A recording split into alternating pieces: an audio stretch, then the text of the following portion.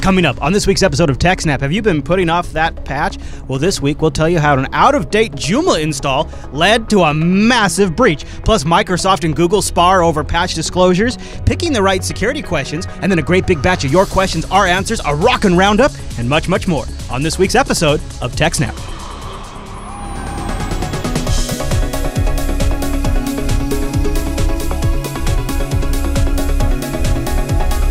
Hi, everyone, and welcome to TechSNAP. This is Jupiter Broadcasting's weekly systems network and administration podcast. We stream this episode live on January 15th, 2015. This episode is brought to you by our three fine sponsors, DigitalOcean, Ting, and IX Systems. I'll tell you more about those great sponsors as this here show goes on. Our live stream, well, that's powered by the incredible Scale Engine over at scaleengine.com. My name is Chris, and joining us for 197 weeks is our host, the admin, the tech, and the teacher, Mr. Alan Jude. Hey there, Alan. Hey, Chris. Everybody, thanks for watching. Hey, Alan, I'm enjoying the Tetris in the background, kind of changing shape since we last saw you. I like the idea of you kind of getting off air and just kind of playing with it a little bit. Yep. Like, all right, well, I got some time to kill now. I'm just going to play with my Tetris. I need more pieces. Yeah, you do. You have to buy a whole other set, though. That's the problem. They're expensive. Yeah, I know. I looked into it because I got one for Ange. Well, so we've got a kind of an interesting show today. A lot of stuff to cover. I'm surprisingly looking forward to the roundup as well because there's some big items I really want to discuss with folks. But this first one I found particularly interesting because Angela and I were just having a conversation about how your card is pretty insecure in the States when you're using it in person. I never thought about like parking places, but it makes a lot of sense. So is this where we start today, Alan? Kind of, yes. So back in December, Krebs had posted on his blog that he thought that these two particular parking lot places, Park and Fly and One Stop Parking, had been breached because he saw credit card numbers go up for sale on one of the underground sites claiming to have been from those two sites. Gotcha. And so he says, last year, Krebs on Security wrote that two huge swaths of credit card numbers put up for sale on the Cybercrime Underground forum had likely been stolen from Park and Fly and OneStopParking.com, competing airport parking services that let customers reserve spots in advance of travel via internet. So unlike most parking places where you walk up and put your card in a machine, in these ones you can go on the website and reserve a parking spot before you get there, so that you know there will be a good one or whatever. Because nothing worse than getting there and the parking lot's full or whatever. Yeah, no kidding, right? So this week, both companies have confirmed that they were indeed suffering from data breaches. So when contacted by Krebs on December 15th, Park and Fly said that it was recently engaged multiple security firms to investigate the breach claims, had not found any proof of an intrusion at that point. Okay. Interestingly, why did they hire multiple firms? Did the first one not do a good job? Or do they need a second opinion for some reason? Yeah, but it's just with forensic type stuff, it's like, well, I guess, you want to duplicate the hard drive, and I guess you can make two copies then and see what the independent investigations come up with data-wise. But yeah, I mean, I guess if you have the money to burn. Yeah, but it seems more like they might have tried to cheap out and didn't get enough results and had to pick a better place. Maybe. I don't know. But anyway, could very well be. In a statement released on Tuesday, so that was 2 days ago, the company acknowledged that its site was hacked and was leaking credit card data, but stopped short of saying how long the breach persisted or how many customers were actually affected. The other site, OneStopParking.com, was reached by a phone, I think, Wednesday morning, and the site's manager said the company recently determined the hackers had broken into its system via a vulnerability in Joomla, which is the CMS they use to build the site. Yeah. The downside of that being that the patch for the vulnerability had been out since September, and One Stop Parking, unfortunately for One Stop Parking and its customers, the company had put off applying the Joomla update because it broke portions of their site. Oh, jeez. How common is that? Super common. You grab a CMS like Drupal or Joomla, you make a couple of changes to make it work how you want. You add something. Security update, and oh no, it doesn't apply cleanly, and it either undoes our patches or we don't get their patches, or it changes some functionality we depend on, and now it doesn't. I mean, this is one of the driving reasons where I've seriously be considering converting the Jupiter Broadcasting website to a much simpler, more static file-based system because, I realized there's fewer moving parts that need patching. I just don't like thinking about the security implications of it, and I don't really need a lot of those features. I need some of them, but some of the text-based systems are coming along quite nicely just because of this reason. Yep. So then Krebs goes on, unlike card data that's stolen from Main Street retailers like Target and so on, where they actually infected the card reader and got the magnetic read of your card, or using a skimmer or a card reader. With those ones, they have all the magnetic data, so they can just program that onto a new piece of plastic, right? Like a bought gift card or whatever. Yeah. And they use it to buy stolen goods in a physical store, which is honestly easier to get away with. There's some security footage, and you actually have to be at the place, but the systems there are primitive to catch it. Right. Once you make it out the door with the TV, you can turn around and sell that on the black market or whatever, or on Craigslist for cash or whatever. And you get cash, and there's not really a paper trail. Versus when you buy something with a stolen credit card, it has to be shipped somewhere. Yeah. And then you have to get it. Well, and it seems like a lot of the more modern transaction processing systems online also check for things like that too. Like I've had recently a problem, and I was declined online saying the card was discontinued. And it seems like that stuff gets catched better when you're shopping online. Not to mention there's an IP address. There's like you said, the address. More data to go from. Yeah. It didn't actually cover it this week, but Stripe, one of the bigger new like Web 2.0 credit card processing companies that Scale Engine uses, just announced their new machine learning based fraud detection system. The machine learning fraud detection system. Wow. Yeah. Because when you're doing stuff online and with APIs and so on, it's much easier you have a lot more data to work with. Right? When somebody walked into a store, you know where the store is maybe, and that's about it. Whereas online, it's like, well, here's the IP address and the browser and a bunch of other stuff. And maybe even any cookies they could detect or anything like that. Yeah, and just also like a lot more detail about what it is they're buying. Yeah, well, sure. Right, what kind of store is this? Right, with Target, well, they could be buying anything. They can even technically do behavioral analysis, like Google's doing with that new CAPTCHA, where they kind of just watch your mouse cursor and how you interact with the browser to determine if you're a legitimate person or not. Yeah, and a bunch of stuff. Anyway, so unlike when they steal cards from Target, they can't use these stolen numbers just walking into a store. Cards stolen from online transactions can only be used to do fraudulent online purchases. However, most online credit card stores that sell stolen credit cards have both types. Right, the first one is dumps. Right, that's credit card with the actual swipe data, so you can program it on a new card. Or then they have CVVs, which is the credit card data that you can just use online. The reason it's called CVV is that CVV is what they call that 3-digit or 4-digit number on the back of the card that you only get asked for by some sites. The point of that really is that when you're, say, Park and Fly or One Stop Shopping, you're not supposed to store that number in your database. You can store the credit card number because you might need that or whatever, but you're not supposed to store the CVV, so that if your credit card database gets stolen, the guys with the stolen credit cards don't have that number, and then they can't enter the right one when they go to use it online later. The problem is that most people don't seem to actually follow the PCI DSS and not store the CVV. And so the stolen credit cards can be used online instead of not. And they end up in all these databases with horrible protection. Yeah.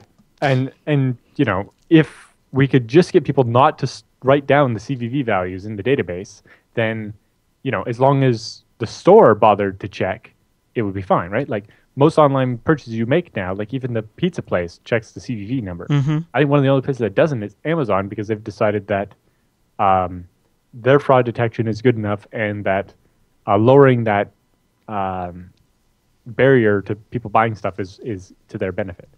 Yeah. They make more sales because people...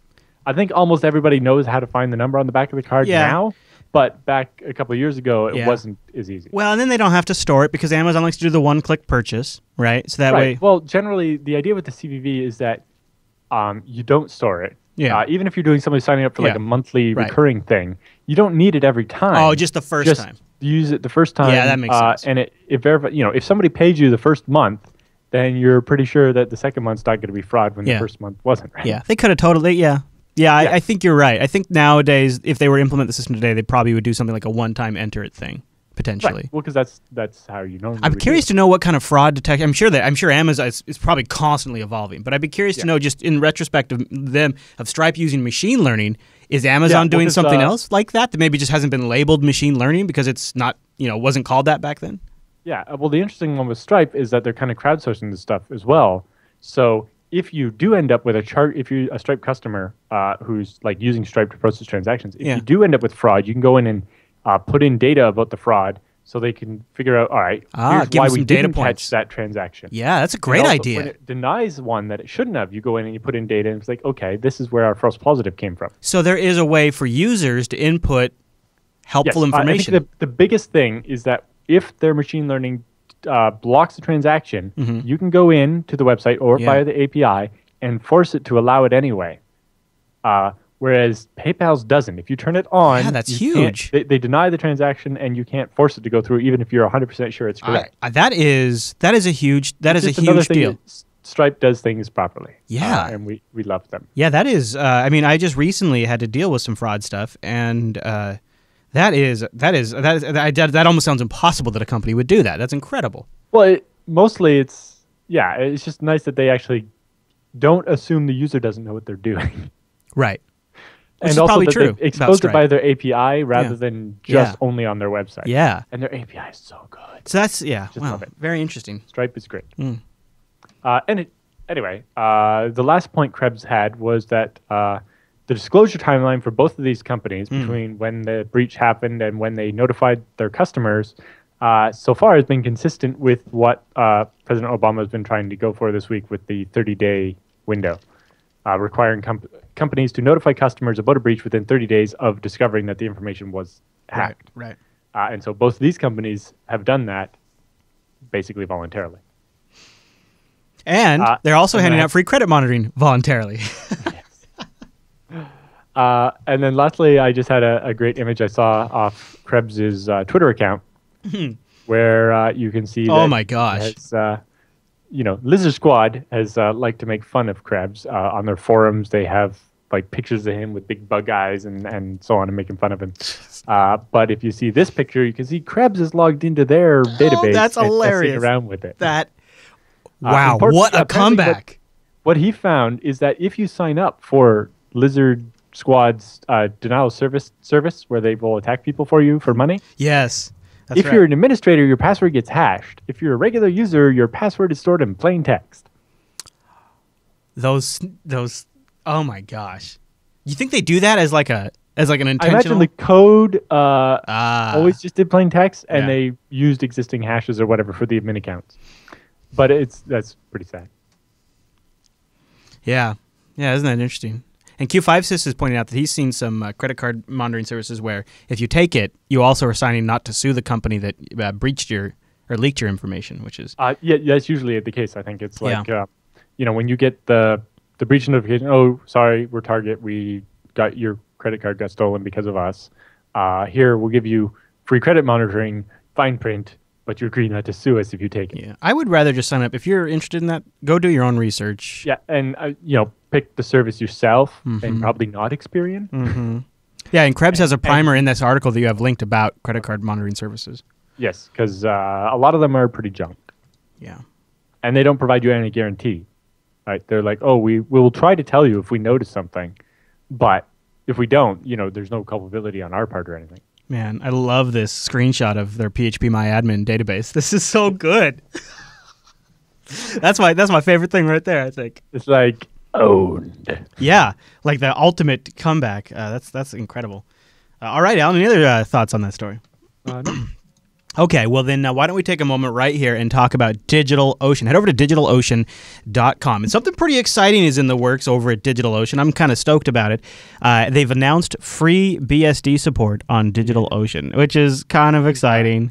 Big news yesterday. Yeah. It's like on top of, I got the emails from DigitalOcean. Yeah, right. Yep. They had this user feedback thing where people can request features. Yeah, and it was the most requested feature with like 3,600 votes or something like that. The people spoke, Alan.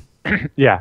And, they had hoped to have it online by February, and they were actually a couple days early, so that was great. Yeah. And it was just nice to see the whole FreeBSD community, a bunch of people talking about it, and I helped to get it on the front page of the FreeBSD website. Oh, that's nice. But the other nice thing is that they had obviously been working on this already, so they have a bunch of tutorials already ready to go. Yeah. Including a nice basic primer of like, oh, I've only ever used Linux before. What's the difference? Stuff like? Yeah. And it's like a 6-part primer that covers through all the different stuff you might need to know. And they also have a post about how they made this happen in the first place, the technical foundation they laid and all the focus on working on it. It's really a great post. They're really serious about this. They they came up with their custom art for it. Yeah. And it's BSD's shoes. Yeah. Which is just awesome. Did you see they also posted a Vine video that was of BSD running around? That was good. I did not see that. Yeah. I'll have to find. Yeah, so DigitalOcean, I mean, just talk about getting better all the time, and now with FreeBSD support, which, we're fans of here on the TechSNAP show. Yep. So what is DigitalOcean? If you're not familiar? It's simple cloud hosting dedicated to offering the most intuitive and easy way for you to spin up your own cloud server. You can get started in less than a minute. Pricing plans start at only $5 a month. You can get a FreeBSD server you got root access to up in the cloud for $5 a month, 512 megabytes of RAM, 20 gigabyte SSD, 1 CPU, and a terabyte of transfer. And we've got a brand new promo code, which will get you a $10 credit. So you can try out that $5 FreeBSD rig or any of their rigs for 2 months, no credit card, for absolutely free. SnapOcean, brand new promo code, SnapOcean. It's going to last for all of 2015, so use it wisely. You apply it to your account, you get the $10 credit, then go spin up your droplet. SnapOcean, one word, lowercase.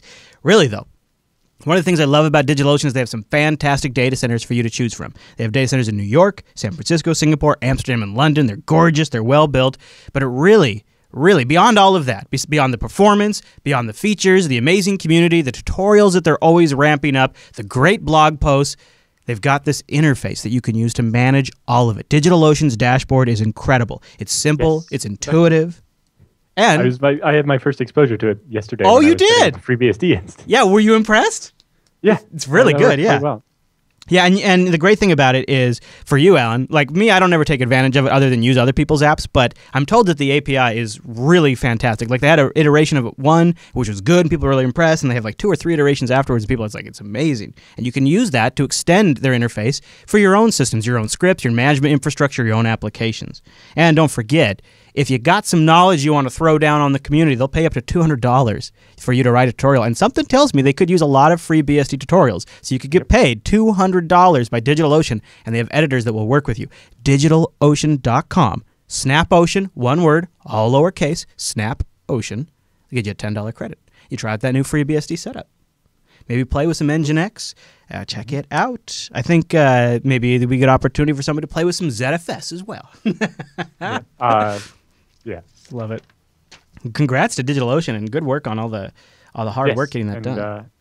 They posted on the FreeBSD mailing list kind of late in the day after everybody was already talking about it. But it was also nice to see the FreeBSD community be like, hey, if you guys need any help with anything, just let us know. That is really cool. DigitalOcean.com, SnapOcean. You don't have to do it all by yourself. No. And I think those tutorials are going to start filling out really soon, too, to make it even easier. I mean, they crank them out all the time. The community does. Okay, so we have another Krebs story, right? Or no? Is that our next story is, that's right. I've been looking forward to talking about this since the pre-show. Yes, Krebs just has extra coverage. Yeah, this big tiff between Microsoft and Google and this emergency patching stuff. So, all right, Alan, what's going on between this? This is like the story of the week for me. So Microsoft's pushed emergency patches for Windows, because and Adobe has some patches as well. But the big news item for this particular one is that the biggest patch in this batch from Microsoft is a drama-laden update to fix a vulnerability in Windows 8.1. Drama-laden. Love it. Yes. Google researchers discovered this vulnerability over 90 days ago, and then they reported it to Microsoft, and Microsoft started working on their patch or whatever. But it has now been more than 90 days since Google reported it to Microsoft, so under their disclosure policy, they released it publicly 2 days ago. They went public before Patch Tuesday, and Microsoft had asked them to wait too, didn't they? Yes, I'm sure they did. But I guess Google's argument was, well, you should have done it last Patch Tuesday then, because we told you when we gave you the details that 90 days, and we announced. That's the rule. Google doesn't have any skin in this game, right? I mean, it's not like they're trying to make Microsoft look bad because they're a competing platform vendor or anything, you think? I don't know. I mean, like, it does seem like there could be some corporate, what? We'll give you the 2 days you need. Because it really came down like they disclosed 2 days before Patch Tuesday or something. Yeah. Well, in the end, does the 2 days make a difference either way? And maybe not. And then they get to stick to their policy, I suppose. Right. But really, the bigger question is why does Google have to come up with this policy? And that is, the one that kind of brings up the question to the fore is that, the result, the reason why Google and the other news item from the other day is that Yahoo announced a similar policy of disclosing all bugs after 90 days as well. And it seems that the reason why researchers and like I think even I don't know if HP has changed their policy yet, but they're with their 0-day discovery, 0-day initiative. I imagine it'll come up with something similar as well soon. And the reason that all the researchers are coming up with these 90-day hard limits is because the vendors are taking far too long to resolve the bugs, right? You tell Microsoft about a bug, and then they're like, 6 months later, it's like, oh, we're almost done fixing that. And it's like, well, at some point, I have a responsibility to disclose this to the users to tell them, hey, you're not being protected. Do you think at all, do you remember that during the Snowden leaks, it came out that also Microsoft was preemptively providing the U.S. government with 0 days before they were patched? Do you think maybe Right, and exactly. It's that kind of thing where it's, Microsoft doesn't necessarily feel that they need to release a patch until there's proof that somebody is actively exploiting it out in the world, where, if it's the government that's exploiting it, then they're going to sit on it if they can, and so on. Yeah. That seems like a really bad policy.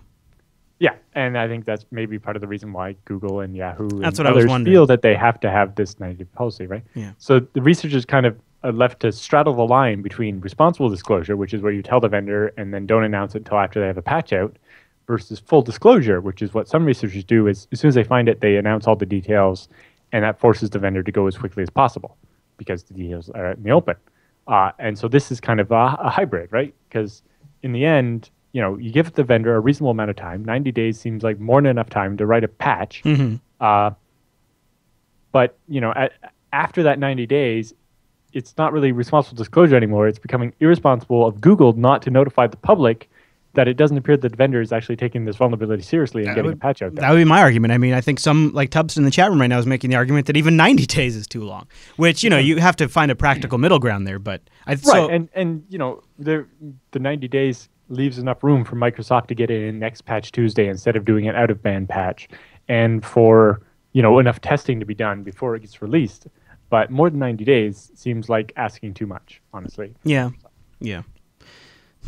Yeah, it was an interesting tiff back and forth to watch them kind of have it in public, too. Yeah, and so Microsoft has their side of it up on a strongly worded blog post. A call for better coordinated vulnerability disclosure.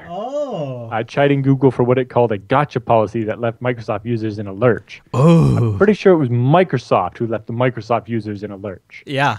Oh, the fight is on. Yeah. Microsoft also fixed a bunch of other vulnerabilities. One of them was a Telnet service could allow remote code execution. Some people still use Telnet or have the Telnet server enabled on Windows Server. And this affects all versions of Windows Server going back to 2003. So, if you have Server 2003, Windows Vista, Server 2008, Windows 7, Server 2008 R2, Windows 8, Windows 8.1, Server 2012 and 2012 R2, and Server Core, you definitely need to patch.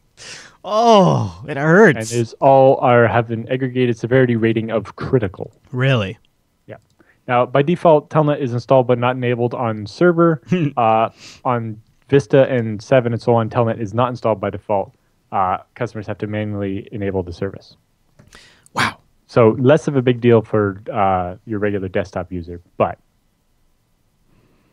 it's interesting. I mean, when I think of this kind of problem, and I think of Oracle too, like Microsoft, we're given a hard time here, but let's be honest, the people that are really slow to respond is like folks like Oracle, where they'll just sit on it forever. Yeah, like Oracle, they only have like 3 or 4 patch windows a year instead of once a month. So that kind of stuff, or like.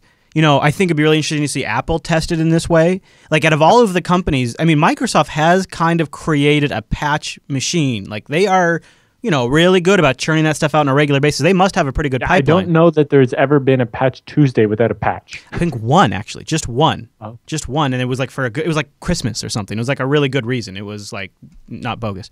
And I look at that and I think, how is that pressure? So out of all the companies, I mean, Microsoft is big and slow, but they at least have a well-oiled machine to handle this, right? Oracle and Apple, I don't get that impression from, and other vendors too, but those are just two big ones that jump out at me. It kind of comes down to into the roundup, but the bigger story is the vendors that don't have a process at all, like Panasonic, who you don't even think of being a software vendor. but they make some SCADA systems used to control like business logic or factories or whatever. And they're, oh, look, turns out we're not encrypting some data that we should be. We'll have to do a patch. You know? I'm glad I'm not in this part of it anymore. Yeah. Really. But yeah, and you know, we've seen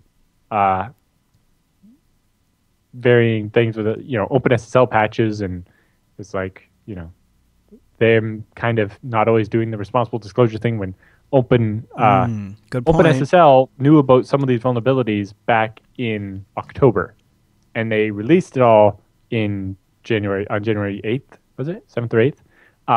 But you know, they didn't give the distros a heads up in time to have their patches ready to be released at the same time as the advisory. And it's like, well, if you've known about some of these since October, you could have give people a heads up. Yeah, right? That's what I was just going to say. Although it looks like, you know, they were sitting on all those, and then they had the one vulnerability that came in the day they did the release, or the day before they did the release. And it was that one that pushed them to go. And it's like, well, you couldn't have give people 3 days or something? That's what I was wondering. Especially since not one of those vulnerabilities was necessarily marked as critical. So if it was just a maintenance type update of here's a bunch of small security vulnerabilities we're fixing, then there's definitely no reason not to have done a more organized release of that. Alan? Speaking of disorganized, yes. The last section of our thing is obviously Adobe has a new patch for Flash, which happens all the time. Yes. But Krebs is quick to point out that you could be in a different situation than you think you are. In particular, Windows users who browse the web using anything other than Internet Explorer may need to apply the patch twice. What? Once to Internet Explorer, and then again for their alternative browser like Firefox and Opera or Chrome or whatever. Microsoft has switched IE to bundling Flash, kind of like Chrome does. But because of that, it does it separately. So if you normally use Firefox, you go and update the Flash in your Firefox, your Internet Explorer is still using the old Flash. And until you update it, anything that uses the embedded browser or, you know, especially we've seen those attacks via Office docs that use the embedded Internet Explorer stuff, that could use the old Flash that's still vulnerable. So you have to make sure you update it. Worse, if you're in the situation where you use Chrome and Firefox on your machine, then you actually have to make sure all three get updated, right? Because you have Chrome and Firefox plus it's Windows, so you can't not have Internet Explorer. And all three will update their flashes separately. That is also, you could have the same problem with Java. For example, I have 64-bit Java for running a desktop application, but also 32-bit Java for running it in my browser. So I actually have to update my Java twice every time. I also think it's similar on the Mac. Yep. I think. I imagine so. And it's kind of the downside of the bundling. And he also notes that, you know, if you're running Chrome, don't just assume you have the latest Flash all the time, because especially if you're a certain type of user, you don't necessarily close every one of your browsers to cause it to restart enough to actually update the Flash. Sure. So you have to go into the About tab, make sure using Windows Flash, and if not, force it to update, which may require restarting the browser. Yeah, it's so complicated for end users. I just don't know how we expect them to manage it. And I know Linux and package management is a solution, but that's one of the things when you say like you have to update Flash twice and Java twice, I just think to myself like I can't even fathom having to worry about that. That seems so archaic. But it's these like you look at. But at the same time, you can run into the problem on Linux is like, oh, so I want to update this application, which requires a newer version of this library. Oh, yeah. This other application that sure. hasn't been updated yet doesn't require this newer version. Yeah. Or requires the older version to keep working and then exploding. And then you see guys like Google folks like Google try to take this on themselves by bundling Flash into Chrome and maintaining that separately. And all you end up is 3 copies of Flash instead of 1. You know what I do is I use Chrome for whenever I need Flash. And when I don't need Flash, I use a different browser. And that way I don't have to put Flash on the system. And it just works fine for me. It's like, I don't. Now, on my production machines out here in the studio, I have Flash on all the things because I don't know what I'm pulling up during a show that might need Flash. Well, the nice thing is Firefox now forces you to click to activate Flash if your Flash is out of date. That is nice. The other thing I noticed, though, is when I stopped using Flash more frequently, my battery life went up. by a pretty noticeable yeah. amount. I think it's Flash because uses CPU. No, you know what I think it is Flash uses the GPU. There's that. Yeah. And it might be accelerating every ad on every page. I think that's exactly what it is. I think that because really I wasn't watching a ton of video, but I would go to I'd be reading news sites and they all have Flash ads on them like crazy. Yeah. Well, the worst ones are like the full screen. Yeah. Those ones aren't even usually Flash actually. No. I just hate going to any mainstream media site where you get a full page. ZDNet does that all the time when you're reading like the All About Microsoft blog. Yeah, but it's like the New York Times. I think lots of any big publication basically, you get a full page car ad. Yeah. Alan, should we take a moment and talk about IX Systems? Are you ready, yes. sir? All right, ixsystems.com/TechSnaps, where you go to support the TechSNAP program, but also go check out all of the amazing rigs that IX Systems builds, powered by those incredible Intel Xeon processors. White glove service, literally end-to-end, burn-in testing, that way you don't waste your time, and truly the experts that fundamentally know the software stack and the hardware technology stack, and they have close partnerships with key vendors in the main supplier industry. It's a great combination of talents on all aspects merged with great customer service. ixsystems.com/TechSNAP. If I was in IT today, I wouldn't buy from anywhere else. Sincerely would not buy from anywhere else. And Alan doesn't. Yep. Exactly. Alan well, and like the white glove support, I had a server I bought from them like a year and a bit ago, and one of the drives gave out because that happens. And, at the same time, I was dealing with a drive failure from a drive I didn't buy through them, that I bought off Amazon, and had to do the RMA through the manufacturer. And, well, the process doing it through the manufacturer wasn't bad. Doing it through IX was just so much easier. Like, you post the ticket with, like, the dump of the smart data, and they're like, yeah, verified, okay. You fill out this form. They understand the fact that I'm not necessarily having the drive shipped to my house. It's like, oh, where's the server at? Oh, it's in this data center. Okay, and here's the extra data we'll put on the package so the data center know which customer this drive is for. So they'll set it aside for you and so on. And they dealt with actually having the drive shipped to the place it needed to be rather than to me in a different country than the server, which also saved me having to pay the duty to import it into Canada just to ship it back to the States where it actually needed to end up. And it was great that was all built into their process. They, I didn't have to, send them a ticket and ask them to do that. It was already built into the process. But they just shipped the replacement drive, including a prepaid label to ship the old drive back for them to deal with it, and it was just great. Yeah, that's great. Versus with the manufacturer, it was like, okay, jump through a bunch of hoops to prove that the drive really is dead. I hate that so much. I'm not just a noob who thinks the drive is dead. Oh, I hate that. And every time you go to do it, by the way, the hard drive vendor's websites for how you submit that and find that has changed every single time. Yeah. And they're like, please download our special tool and run it on the drive. Oh, and I hate that. On Windows. It's like, well, the drive clicks and it won't. Right. You plug it in. Doesn't even show up to the OS. Doesn't even show up to the OS. You can't check it. Or you try to boot with the drive attached and it literally says, SATA drive 6 failed. This is and press F1 to resume. This is a great example of the IX difference. It really is. You just save. I mean, not only does the burn-in process save you a ton of time, but when after production something happens, you're saving time there too. And you also can get a grasp by visiting their What's New page that they truly fundamentally get this tech. Like I love this protecting data with ZFS they posted yesterday. Did you have the image of that one? Yeah, where they got the single bit error in the image. Yeah, it's kind of like what you've been talking about for a long time. The FreeNAS and TrueNAS devices they sell. And, basically what happens if 1 bit, which is, 1/8 of a byte in one of your files gets flipped and shows up as the wrong thing because of a problem with the hard drive or whatever. Mm-hmm. Well, if you don't have ZFS, you're storing it on any other file system that's not ZFS basically, then your picture will end up looking like that. And now your priceless memories are ruined. Yeah, you audio listeners should go check out the What's New page. It's a great demonstration of... That's a standard JPEG image, and if you flip 1 bit in it, that's what happens. Yeah. And there's not much to do about it. But with ZFS, because it has checksums, as long as you have any kind of the redundancy, the mirroring or RAID Z or whatever, or even ditto blocks set up in your ZFS, it'll recover that 1 bit error and get your file back.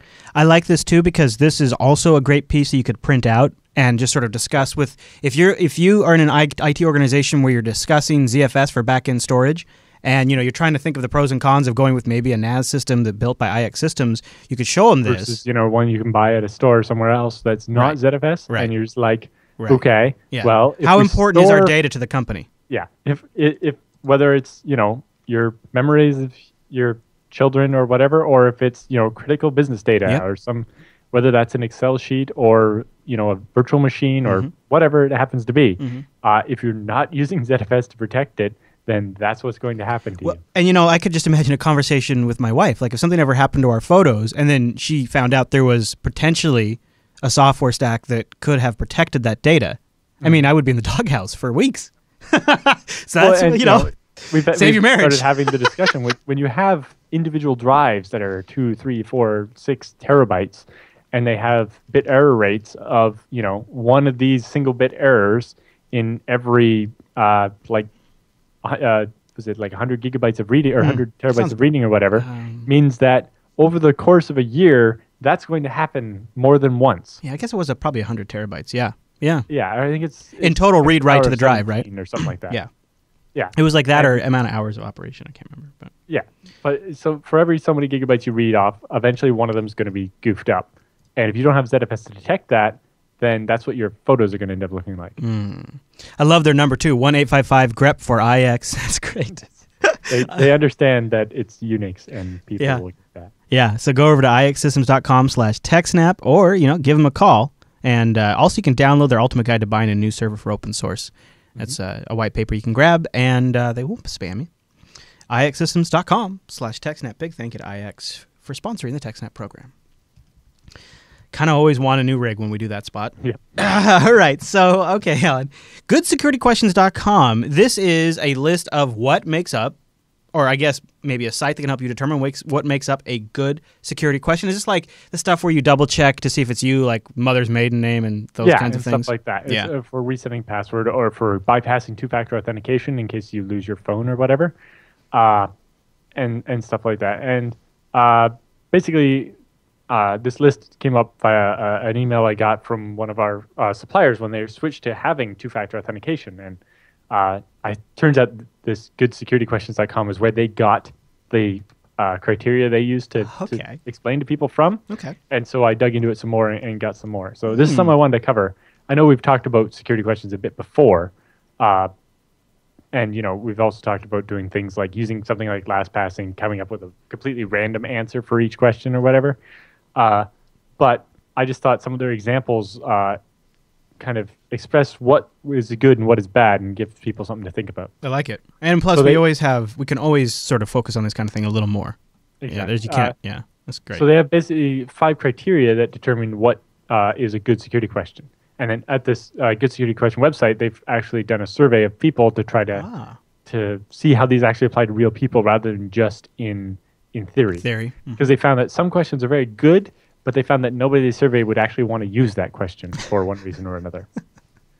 So the criteria are, A, it has to be safe, such that it can't be guessed or researched. So the name of your pet is not good because people can figure that out. No, that's a frequent one that I would use for teachers when I was in school. Yeah, or teachers, which seemed fine, but now that we have things like classmates.com and Facebook, it's pretty easy to be able to research and find that out, because you don't even necessarily you might not have ever posted something on Facebook about your 6th grade teacher or whatever, but you did connect to someone that you knew in 6th grade, and someone can, by following the trail, figure out, all right, we happen to know that Chris went to school in 6th grade with this person, and this person mentioned that their teacher was so and so. Another thing people do all the time is post pictures of their pets. I'm out on a walk with Barney or whatever the pet's name is. Yeah. So on. Yeah, I mean, you got to really be cognizant of that kind of thing. Yeah, and some of those you could just get to the point where someone could send you a message asking you what's the name of your pet, and you wouldn't think to not answer. Oh, I love talking about Barney. Yeah. Big one that bites a lot of people is stable. You want something that does not change over time. Almost every one of these I've ever looked at has something like, what's your favorite book or movie or something? Sure, yeah. It's like, well, that changes a lot. Yeah. Or, is like, where do you live, or what was this, or, Where do you live is even true, yeah. Or where do you go on vacation? Yeah. Where do you want to retire? Yeah, or it could even be, where did your significant other grow up or something? But doesn't necessarily, but that could be something that might actually change. Yeah, it could. You look at the divorce rate. Or even if one of the example questions they had is like, what's the name of the city where your oldest sibling lives? Well, your oldest sibling could move. And if you don't end up using this question for 2 years, you don't remember where they lived before, or that's not the right answer. Yeah, they're confused. Why is this not the right answer? I've had the problem where I don't remember if it was a bank or what it was, but the security question was, "What's your favorite X?" I think it was like teacher or car or something. It was kind of specific, like it was, "What was your favorite high school teacher or your favorite car you had?" Whatever it was, and I answered it, and then went back a couple years later, and it prompted me, and I had no idea what I put in there. Could not recall it at all. Was locked out. When I was a teenager, I also answered something inappropriate as one of the answers. Oh, sure, of course. On the phone, I was like, I don't remember what I put, because I honestly didn't remember. Yeah. And then they looked at the answer and like, and so they're like, oh, they just figured I didn't want to answer because of what I written. In my bank, you can set nicknames online for your checking accounts, and I just thought that was like a display thing that would display on the website, but it actually updates their records, and I named my checking account My Effing Checking, because I didn't think anybody would see that. And so one day the lady's asked me, she's like, "Okay, so is this for the account?" And then she has to read it out, the whole thing. That was great. So yeah, that was a good moment though. I like mine. I'll have like Star Trek-y names. Yeah, that's primary what I should do. Fund storage. That's what I should do. Yeah, primary fund storage. That's a great idea. Alternative funds tank or something like that. But then anyway, the next criteria is memorable, because you have to be able to remember it. If it's something you're going to answer and then not remember what the answer was later, that's not very good. Simple, right? You want something that's precise, simple, and consistent. Yeah. The problem I've had with one was like, it's like the name of your the school, your grade school or whatever. Yep. It's like, well, there's like 6 different ways I could write that. There's like the initials for it. Yes. Or right. Did I put spaces or not? Right. Did I capitalize each letter? Like all that stuff. Yeah. Yep. And then the biggest one is many. There have to be many possible answers. If there's only one possible answer to the question, then it's not very useful. Oh, very good. You're right. Right? So if it's your favorite, I don't know. Well, what was the name of the first beach you ever visited? Was one of the examples of a good one. That's probably not something that's going to be posted on your Facebook, because your first time was probably a long time ago or whatever. Yeah. And but there are many beaches to choose from. Whereas if you made it more restricted to something where there wouldn't be as many possible answers, it would be easier for someone to guess. Right? Because even if what's your favorite color? Most people probably don't pick, one of those aquamarine or something. It's like red or blue, right? And if there's like, 8 colors that will get 90% of people's answers, that's not a very good question. Yeah, very true. Right. So it's important that the answer is not something that someone could easily learn just by friending you on Facebook or following you on Twitter or whatever. So some of the good examples I had are, what's the name of the first beach you ever visited? What was the last name of the teacher who gave you your first failing grade? Oh! Right. Or, what's the name of your first stuffed animal, doll, or action figure? Aww. Now, action figure maybe doesn't work because you didn't actually give it a name. But yes, my first stuffed animal was just given like a name, like a pet, basically. Yeah. But it's down to, even the pet question, if you made it your very first pet, that might be a slightly better question than what your current pet is, obviously. Also, your first pet doesn't change and your current pet could. Yes. If something happened to your pet and then you got another pet or yes. whatever. But too many of the more popular questions, especially what I don't like is you go to a place and they don't let you enter your own question. You have to pick from their list, and their list is full of bad ones. Yes, very common. Like the most common thing to happen, actually. Yes. And so many of the popular questions are too easily researched. For example, they have an example. What was the town? In what town was your first job? Well, A is probably the town you grew up in, right? Because your first job was probably in high school or something. Yep. And so, that's not that hard to research. Also, your first job might be listed on your resume and your Facebook page and your LinkedIn page. Mm-hmm. And so you might still be at your first job. Exactly, that too.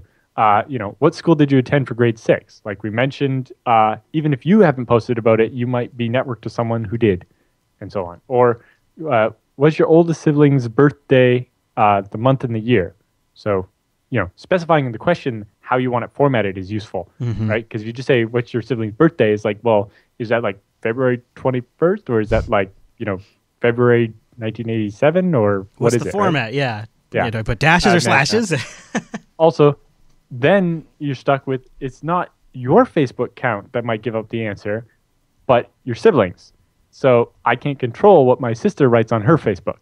So using information about her in my secret questions is probably a bad idea because she might post something not knowing that's actually minimizing my security. Right. Yes, very, very true. Family has a way of doing that, Alan. Yeah. And then they have a graphic here of just an excerpt.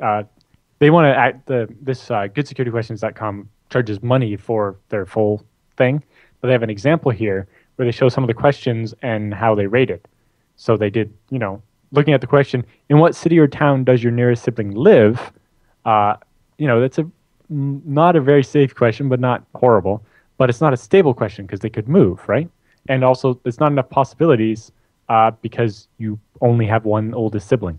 And also, some people don't have siblings, and so on, and so on, and so on, right? But it's probably fairly memorable because you should know where your sibling lives, right?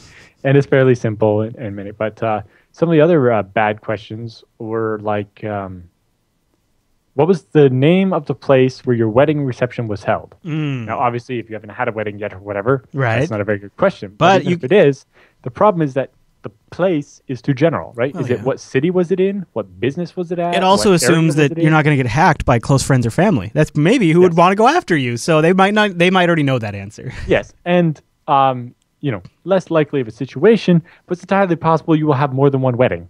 Oh, again, very true. Eventually, right? Yeah. Now, so that doesn't necessarily mean you should exclude that question because that's kind of a very specific circumstance. Although in the States, I guess, was it like 50% divorce rate? Maybe it's not that uncommon a situation. But the biggest problem with that one is a name of the place is not specific enough, right? Do they mean the city, the area, the business, or how specific was it? This has given me a lot more to think about than I thought. Yeah. And so, it's definitely hard to pick the right question.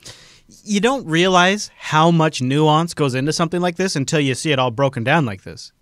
Right. And you can tell that a lot of places, they're like, oh, right, we should have security questions because other people do too. Yeah. But they didn't put the same amount of thought into coming up with questions. No. And yeah. goodsecurityquestions.com if you want to check it out. We'll have a link in the show notes too. Anything else on that one, Alan? There might not be the best resource for it, but they're the one that I found that seemed useful to us, huh? Yeah. Well, just they have a list of like 174 of the best questions or whatever, but they want $20 for it. Oh, okay. Well, that's interesting. I'm sure there are other places you can go to find more information and so on. It's just that's the one I came up with based on some digging. Honestly, searching based on. I got an email from Pier 1, and they had that list of 5 things, and when I was looking, it's like, oh, I think this is where Pier 1 got that from in the first place. And so I updated my link to point to that. Anyway. Very good. All right. And we'll have all of that in the show notes. I want to tell you about Ting. Go to techsnap.ting.com, friends. Techsnap.ting.com to give the TechSNAP program credit, but also give yourself a $25 credit off your first Ting device or, if you've got a Ting-compatible device, on your Ting plan. What is Ting? Ting is mobile that makes sense. No contract. No early termination fee. And you only pay for what you actually use.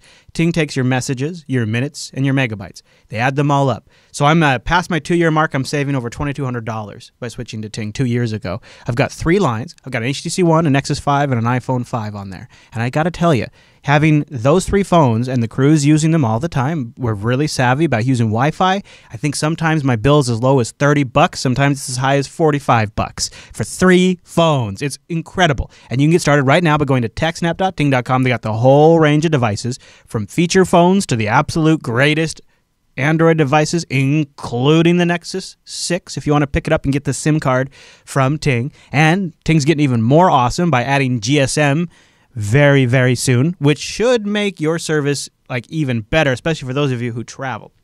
So you might start to think, man, Ting is so awesome. Do I ever have to worry about Ting going away? Well, they asked their executive just that question. What a great question you had. Kelsey asks, Do you ever see yourself as selling out to become a larger, less awesome company like the big guys, or just take the money and disappear altogether? I feel like every time a great independent company starts up and gains momentum, something like Google or Amazon come along, offer jillions of dollars, and it's just something you can't turn down in favor of your family. So we're not in this to sell. Two Cows, which is the parent company of Ting, has been around a long time. We're very established. We love what we do, and what we'd really like to do is make as many people happy as possible. It's certainly the case that people do come along, and it's possible we could get some offer that we can't refuse, but from our perspective, what that would likely include would be some big telco recognizing that they wanted to do what we're doing, and we're actually bringing us in to run the show. So wouldn't that be great? TechSNAP.ting.com. Go check them out. They got a savings calculator. You can use the savings calculator to see how much you would save, and you just plug in your actual existing usage. TechSNAP.ting.com. You can also check out all their other videos on YouTube. Also follow them at TingFTW on Twitter, or call them 1-855-TING-FTW anytime between 8 a.m. or 8 p.m. Allen time, that's East Coast, and a real human being will answer the phone, and they'll solve your problem. They just pick it up and talk to you as a person and solve it. Yeah.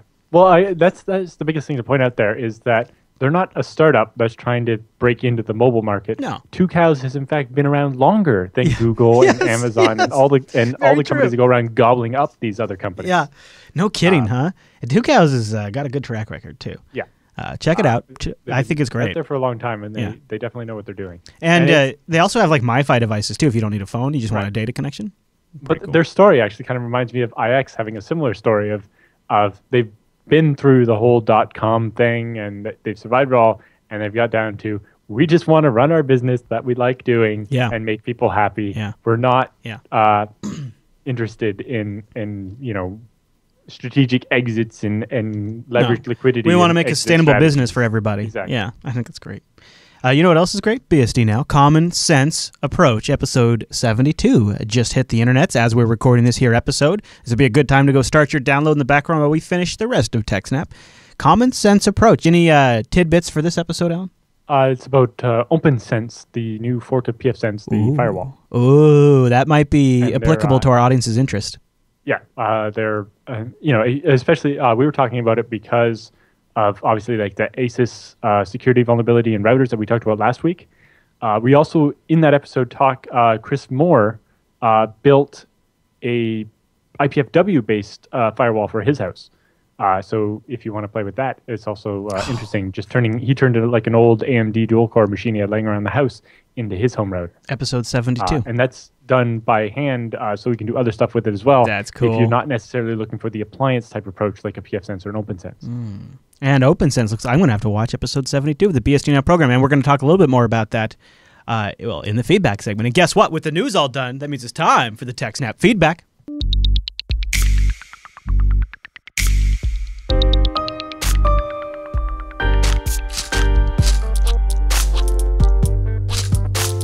Thanks for sending your emails to TechSNAP at JupiterBroadcasting.com or clicking that contact link at the top of the Jupiter Broadcasting website, or even better, starting a thread in our subreddit over at TechSNAP.reddit.com. And Alan, are you ready, sir? Because DTK writes in a big one, and it's kind of a semi-common question that we get in different forms, so let's take a crack at this. DTK says, my buddy needs storage resilience. I like that. Up to including the loss of an entire NAS header node. I know that TrueNAS HA will provide this, but my buddy doesn't need that amount of online storage. He only needs, get this, about 3 or 4 terabytes usable, and is considering a pair of FreeNAS mini appliances or 2 Atom-based servers with FreeNAS software only edition. How does one set up real-time synchronous replication and fast failover? ZFS snapshots and ZFS send and receive sound great for asynchronous replication, site to site, live to DR, etc. But within the site, it sounds like there could be a period of time during which the application thinks it's written the data, the failover occurs, and the receiving header has not received the ZFS send that includes the recently written file. You mentioned that IX Systems has built a clustered pair of FreeNAS mini appliances that did an 8-way RAID 1 mirroring. Did they ever publish how they did that crossbox mirroring? Also, does something like HAST plus CARP expose the risk of a split brain in the case of a transient partition? Does what's HAST? I'm blanking on high availability storage technology. HAST. It's like DRDB, but for FreeBSD. Okay, HAST plus CARP play nicely with ZFS, and should it be above or below the ZFS? Does FreeNAS support any sort of fencing or don't know this one either? STONF? No okay, to prevent split brain. It's a pretty complicated question broken down into a few parts. The way the TrueNAS does it is they have one set of disks called a storage sled, right? And then they'll have two head nodes. Okay. And those will just use SAS multipath, right? So they have two separate computers, each running TrueNAS, which is FreeNAS plus some extras. And it'll have their storage controller cards. And both cards will then be connected to the chassis, one or more chassis full of disks. So you only have one set of disks, and there's two controllers controlling them, and one's the master and one's the slave. And if the master is off, the slave takes over. And so you don't end up with any split brain type problems because you're writing to the same disks. Yeah, that makes sense. The downside is that you're not gaining extra resiliency from having the whole second set of disks versus what you get when you do the replication. Mm-hmm. So yeah, the problem with the replication is that, yes, if you replicate on 5-minute snapshots even, everything after that last 5-minute snapshot could be lost.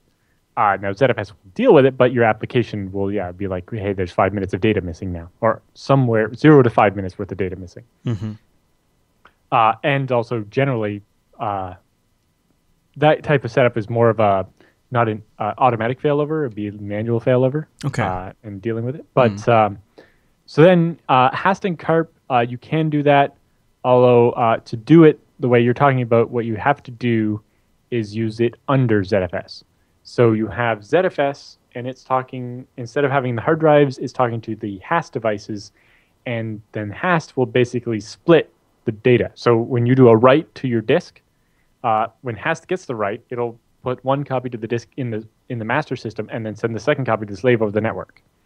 And depending on the mode you put HAST in, it won't say that the hard drive's done that write until both systems have the write, and then you're okay. HAST has some stuff for preventing split brain, but as long as the two can talk to each other, they're usually pretty good. And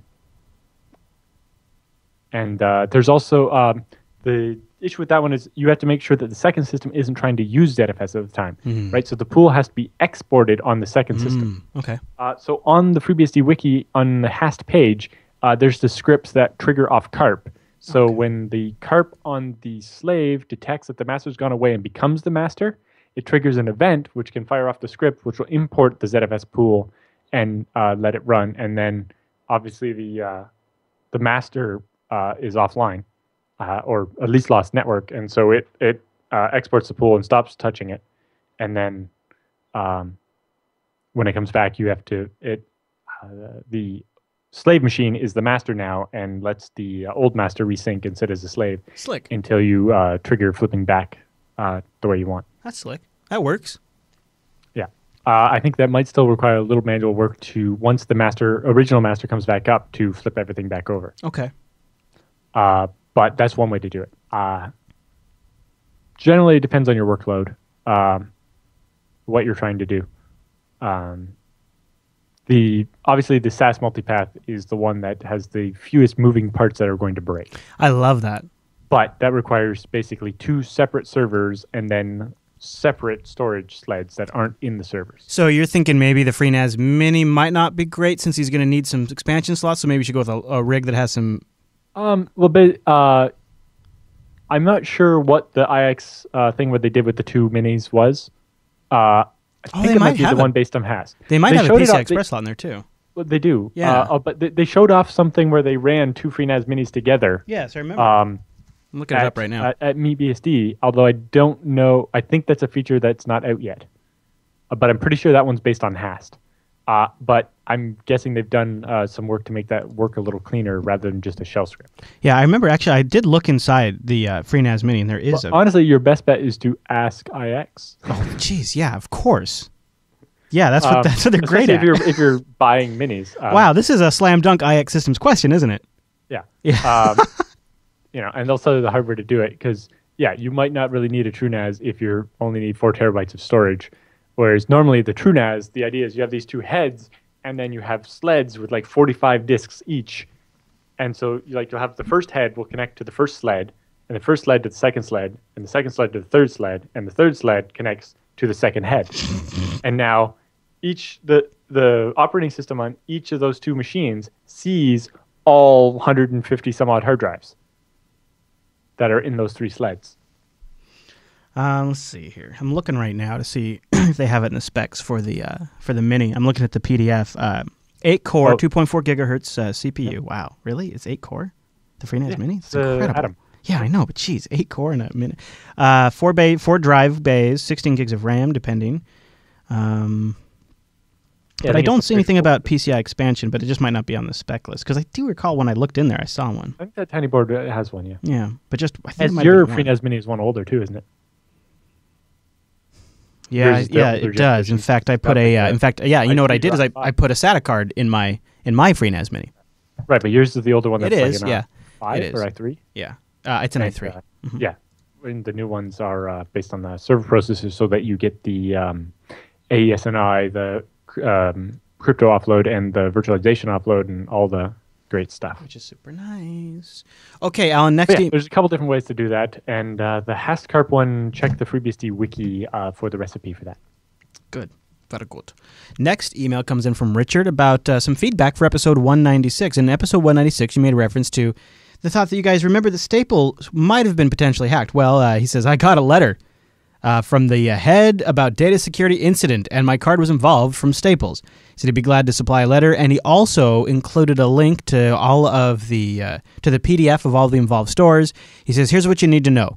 115 stores had malware, and 113 had them between 8/10/14 and 9/16/14. So if you went to Staples then there was 2 other infections. Remember, we talked about this a long time ago, between 7/20/14 and 9/16/14. Right. So we talked about this originally around this. It was around the same time as the Home Depot one, if I remember correctly. And then I think, wasn't it last week we came out and said that, they had actually announced it. And it's interesting because, we've been talking about this law that required them to do it within 30 days, and it seems Staples kind of took a lot longer than that in this case. I think, I can't remember. I don't think my store was in there, but I've recently just... I didn't hear that any of the ones in Canada were, whereas Home Depot, it did affect Canada, I think. This week, I had card fraud on my account. They shut down my card. I had about $500 worth of fraudulent transactions go through. So I had to fill out a fraud form. I had to go get a new debit card, get a new PIN number. I had to do all that crap. So I don't know where it got picked up at, but it might have been one of these hackings. Yeah, my business one, it's like I swear the only place I used it physically was at a train station in England. I very rarely use mine physically. And, I never used it physically anywhere else. Yeah. It was all online. Yeah. And so I'm not sure how they were using it. It must have been a card reader or a skimmer at that train station because they had printed out on the gift cards or whatever and tried to use it at a Macy's in New York and a gas station in Georgia and one other store somewhere else, a Target in Florida or something. The people that took mine were buying video games like Guild Wars 2 and stuff online, and I think they haven't tracked down to the state and all of that, but just so weird. So weird. Okay, Matt writes in, maybe OpenSense might get a mention here.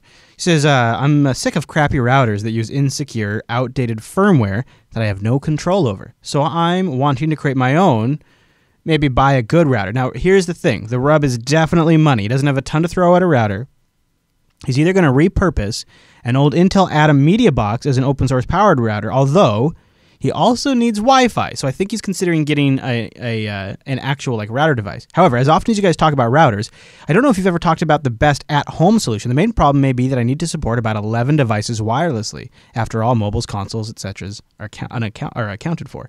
What setup do you guys recommend? Any particular distro of Linux or BSD you could recommend for this? Any tutorials? Do you think that the Intel Atom with a USB wireless dongle would actually be enough? Thanks so much, guys. Love the show and the network in general. Keep up the great coverage.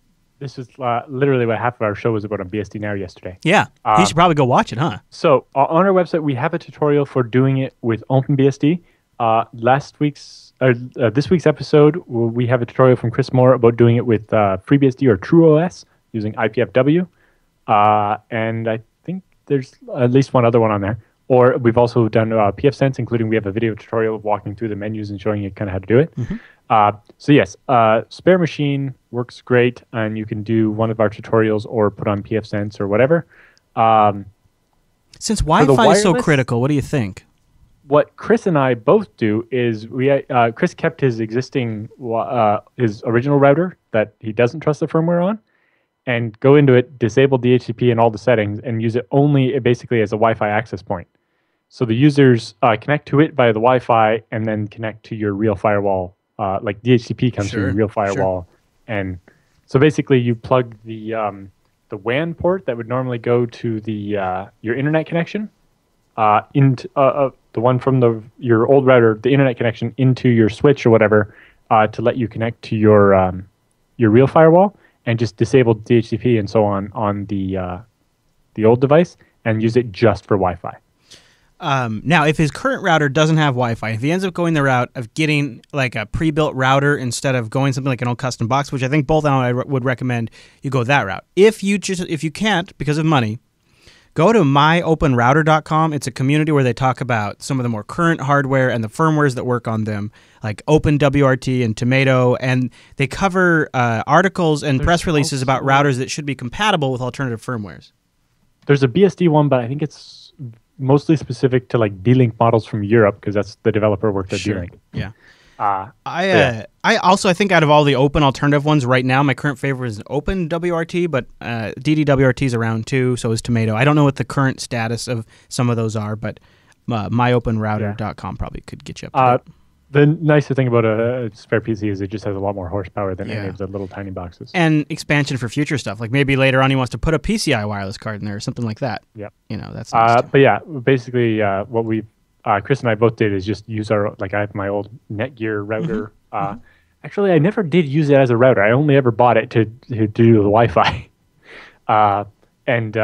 Chris used his old Asus or whatever and just disabled all the other functionality on it and use it just to do basically as a wireless bridge between it to connect all the wireless devices to an Ethernet port. If his existing router has that, then that would be a great way to go. I phased out my Netgear in favor of the tiny little Planet.com one in Japan because it does wireless N instead of just G. Yeah, that's nice. Yeah, and for a little while, I think I was using both and forcing all the G devices to go off so that the N one would be clear and could use 5 gigahertz or whatever. You know, Alan, at my house here, at the studio here and at my house, I have to do N 5 gigahertz to get reliable signal. By the studio here, I think there's 40 APs that I can pick up. And they're all pretty much 2.4 gigahertz for the most part. And at home, it's like not that many, but it's almost as many. It's so bad that when things get busy at night, and like people are watching Netflix on their tablet and stuff, like if we're not on 5 gigahertz, we start just dropping out like crazy. Yep. It's disgusting. Yeah, I'm spoiled. Ethernet, all the things. Ethernet everywhere, and I don't use my wireless. Yeah, anything that's like important, like anything I got to do that's important, I just plug in every time. Got to plug in. Yep. Okay, so Mike's got a couple of big questions that we need to answer for him. So they're different. He says he's got, just for our reference at home, I think he's got basically my setup here at the studio, Proxmox server doing virtualization in front using Ubuntu and Arch front-end servers for the LAN. But now he says he's got 10 virtual servers that need to be updated somewhat regularly, and SSHing into each one of them is a pain. So I was going to try and learn Chef to solve this problem. Unfortunately, the Master Chef server that all the other servers get their instructions from needs to have a real, fully qualified domain name. I've got the domain with dynamic DNS rocking already, so that's not a problem. The problem is this. Everything is sitting behind my pfSense firewall, and all I know how to do is forward specific ports. How do I let traffic through to an entire host name.domain behind my firewall? You can't actually do that because the domain, the way it works is when you're sitting out here on the internet and you look up hostname.domain, you get the IP address and you connect to the IP address. Yeah. And so the external IP address from your pfSense is going to be the same for every one of your machines. And so that's not really going to work. Now, if your chef is inside your network, you probably want it to actually just connect over your internal IP addresses, not to your public internet-facing IP address. So what you can do is you can create a subdomain of your domain you have, like .int or .internal or something, and then have each machine, name.internal.domain.com or whatever, and it points to the internal IP address that you assign. or you can have your DHCP server do the dynamic DNS updates on your. You can configure the DNS server on your PFSense to go and update your domain. I love that. So that if machines get especially virtual machines, are you going to spin them up and down all the time? Then basically DHCP daemon will go and update the host name, make it point to the right IP address, and or create it if it doesn't exist. I just got to say, and I know I've mentioned this before on the show, but if you don't have this set up, this makes things so nice. Like if you've ever had problems like doing network browsing and browsing your network for file shares, or where services are supposed to automatically discover devices, like for example on my phone, it'll scan and find all of the Roku devices on my network. Well, because of dynamic DNS, thanks to PFSense and automatically updating the DNS every time a DHCP lease is issued, I always know the names. I always have the names of all the devices. Everything can automatically discover itself. It's brilliant, and it's so worth setting up, especially if you already have PFSense. Yeah, and on all your Unix machines, you have your resolve.conf file. You get a line you put at the top, search space, and you can do a space separated list of domains. Yeah. And then when you type an unqualified domain, so just like the host name, so Chris or Trooper is the name of my file server. Trooper. It will automatically search for Trooper dot each of those domains until it finds ones that works. So even though at one point I had like 3 domains that my servers were spread across because I had different companies, I could type just a short name and it would find the right domain that it was on. And so instead of having to type, trooper.html3.scaleengine.net, I just type Trooper and it finds it. Yep, it's great. All right, part 2 of his question, Alan. Okay, so that was part 1. I've been running a mail server on my VPS for several months and things have been going swell. Until 2 weeks ago, when I borked my MySQL somehow during an apt-get update, and I gave up, and I rebuilt the server. It's up and running the next day, but something was different. Maybe it was configured differently before, but my handy log watch report started telling me that the servers are hammering away trying to log in. Oh, the servers are getting hammered, I think he means to say. Mostly the attempts are as root. 2 weeks into this setup, and there were almost 2,000 failed root login attempts, despite my having failed to ban max retry equals 1. I'm not worried about them getting in. I've got no root login, only allow users, and keys required, plus failed to ban stacked on top of that. Well, but they're still trying to get in all the time. The first thing you need to check is if the failed to ban is actually working. So here's his question. How do I tell if something is wrong or there's a compromise? I've heard you guys talking about traceroute, I think he means tripwire, or something to see if some nefarious software is phoning home, but I don't know how to use it, and there's got to be something easier than watching packets. How does a regular guy like me tell if his server is one of the many that are part of a bot army, unwittingly participating in the latest DDoS of a beloved major corporation? Thanks for all you do. Keep up the great work, Mike. Yeah, so there's a program called Tripwire, and what it does is basically writes down the hashes of all the files that are part of your system, like the binaries and so on, and then you can run it every night, and it'll notice when something changes. And if a binary changes and it wasn't because you did an upgrade, that's suspicious. And you've mentioned before, Bacula can do this too, essentially, and also get backups. As part of its backup, it can also save the hash into its catalog. Yep.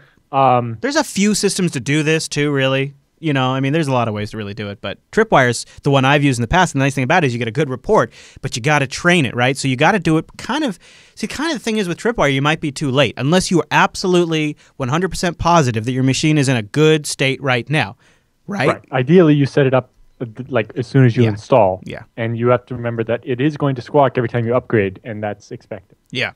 And then for checking the connections, it's harder on Linux. Because you don't have as many tools that I know about. Hey-o. There might be more tools, I just don't know about them. Okay. But obviously, netstat minus a n, so the n will make it not resolve, and that makes it won't try to look up the IPs and turn them back into names, and that'll make A, it's easier to read, and B, it makes it run instantly instead of taking forever. Yeah. And that'll show every socket, including ones that are listening, and you can make sure that all the listening ones match up to a program you expect. I think you can also do minus P or something on Linux to show which process is listening. Easier on FreeBSD, there's also sockstat, which makes it easier to associate what user and what app are doing it. But you can get some of the information from netstat on Linux. It's just harder. I would also, a couple of things I would check out on, one way I've always Literally, because I've encountered machines that have been compromised. Usually they're web servers or FTP servers or mail servers. And in each situation, in each case, the way I found out about it was I watched bandwidth graphs. Unfortunately, that's always been it's not the best system, but it's always just worked for me. So I would recommend checking out IFTop on Linux. This is a really cool way to look at your bandwidth usage per connections. That's if you available notice, on FreeBSD as well. Yeah, and you could take that IP address; it'll show you right there. In fact, I think there's even a flag to do resolving if you want, and see if you recognize that. It does resolving by default. You have to press N or do -N to toggle it on the command line. And nload, do you have nload on? Yes. Okay. Nload as well. It just gives you total stats on the outgoing, and it's a little easier to read. The problem with IFTOP is sometimes it gets confused by TCP segmentation offloading. So basically, where the operating system will take like a big packet and drop it and let the network card split it up into the 1500 byte packets. And it'll count all of that as only 1500 bytes when it was really as much as 64 kilobytes. And that will make the numbers not necessarily be correct. It caused me a great deal of confusion for a while because nload is like, all right, you're pushing this much bandwidth out. And like, I've checked that with the switch. That's what's actually coming out of the box. Okay. But I run IFTOP, the totals don't add up. And it was because the TCP segmentation offloading was tricking IFTOP. So I just disabled TSO and figured out where that was coming from and solved it and then turned TSO back on. But it's just a little gotcha that you might run into with that. The other thing is just run, do a full PSAUX www. Yeah. The extra W is make it wider. Yeah. And look for bad just processes. Go through and look for every process. Now, be careful. Some of them are tricky. They will actually, I don't know if Linux does it, but on FreeBSD, if a process changes its name, the original name is kept in like square brackets or something. And if you see Perl trying to pretend that it's HTTPD, that's a bad sign. Yeah, no kidding. I guess, by the way, I should mention before we go too far off of the checksumming thing, just about every distribution that does package checksumming will allow you to see if what's currently installed matches the package and all of that too. So that's a quick way to do it. On FreeBSD, it's package space check, and then I forget the flag. I think it's C for checksum. And I got one more. The package database stores the checksum of every single file that it installs and can tell if it's modified. Obviously, some of those, like the config files, you expect to be modified.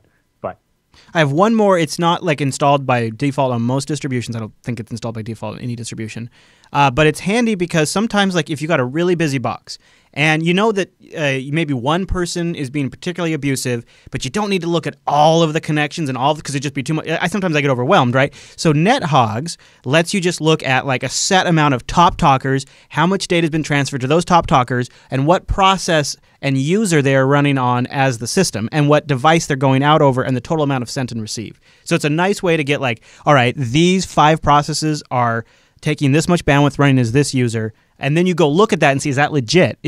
Who's connected to that? Should that be working? And you can start from there. And why is this process using that much bandwidth? I don't expect it to be. Yeah. Where's it actually connecting to? Oh, look, that's not somewhere it should be connecting to. It's probably worth saying, too, another way to make this effective is you kind of have to know your system's baseline, too. So it's probably good to play with these tools when you're not trying to figure something out like this because you need to know what's normal and not normal. And you could probably, if something's really crazy, suss it out, but if they're really slick, maybe not.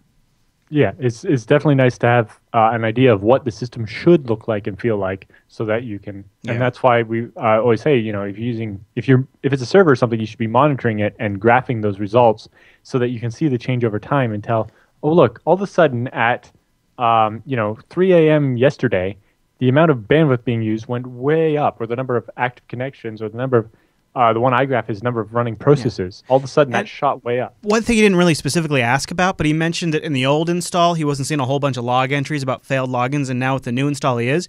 My bet would be that your old install was misconfigured, and that the new install is configured correctly because... Right, and you just weren't picking up those 2,000 failed SSH login attempts. Those were definitely still happening to your other machine, and they just weren't being logged. Yep.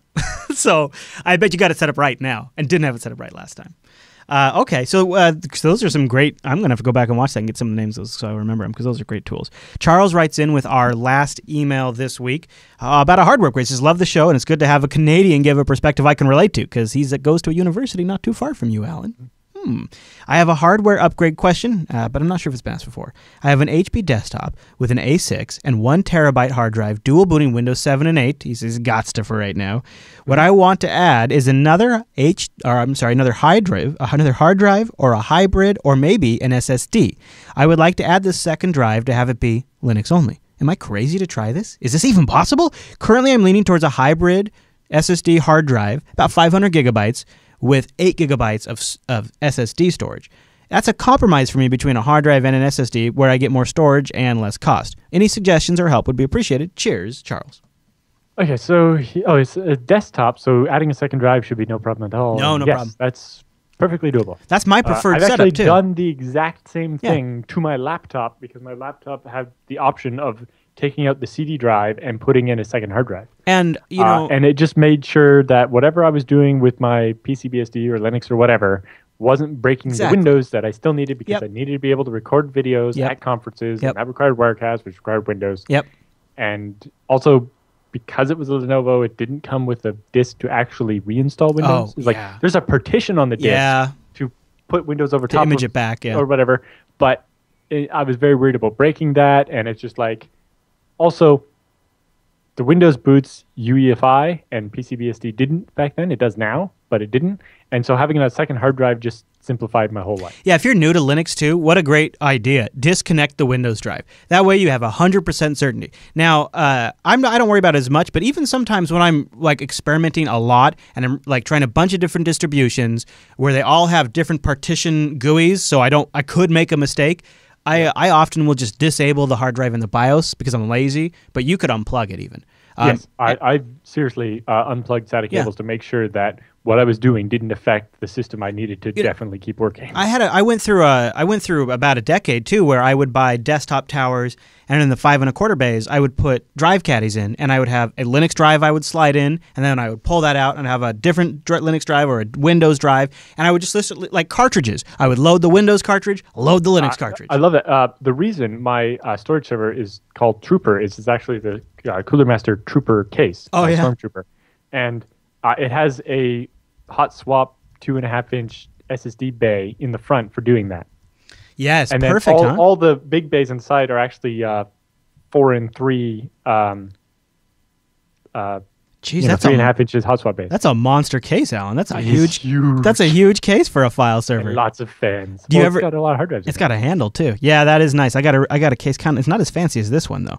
Does yours have the removable SSD drive at the top slot? Yes, that's what I was just talking about. Oh, so I was picturing SSD in it. Oh, I was picturing something different. No, like this SSD only goes like halfway in. Yeah, and you just so jam it in the front. It would have been great when I was a student because we always had to have an external hard drive with our virtual machines on it that we took from class to class, and it had to be the laptop style so it could be powered off USB and not require a plug out of the wall because they just didn't have enough plugs to let 40 people in a class all plug in their external 3.5-inch hard drive thing.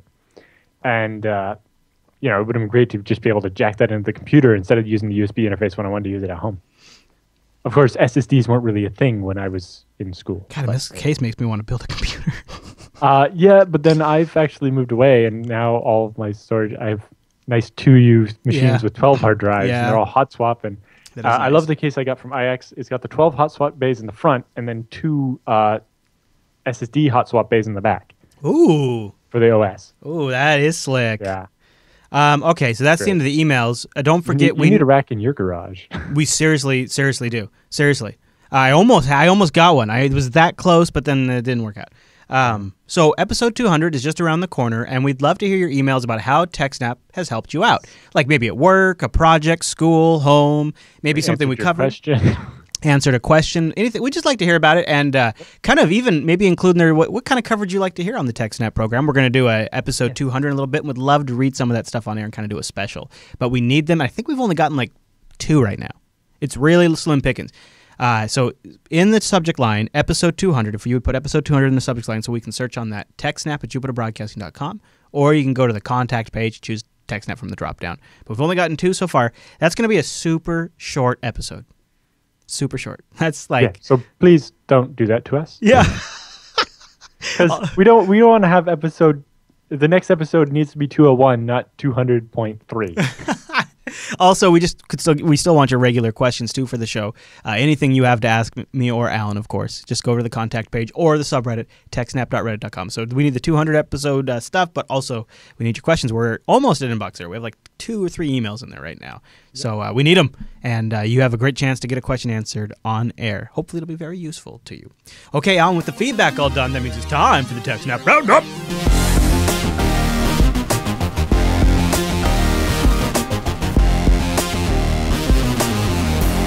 Welcome to the TechSNAP Roundup. Yeah, that's what that crazy music means. Now, the Roundup are stories that just didn't quite fit at the top of the show, but we still want to talk about them and give you some links to read up on your own after the show.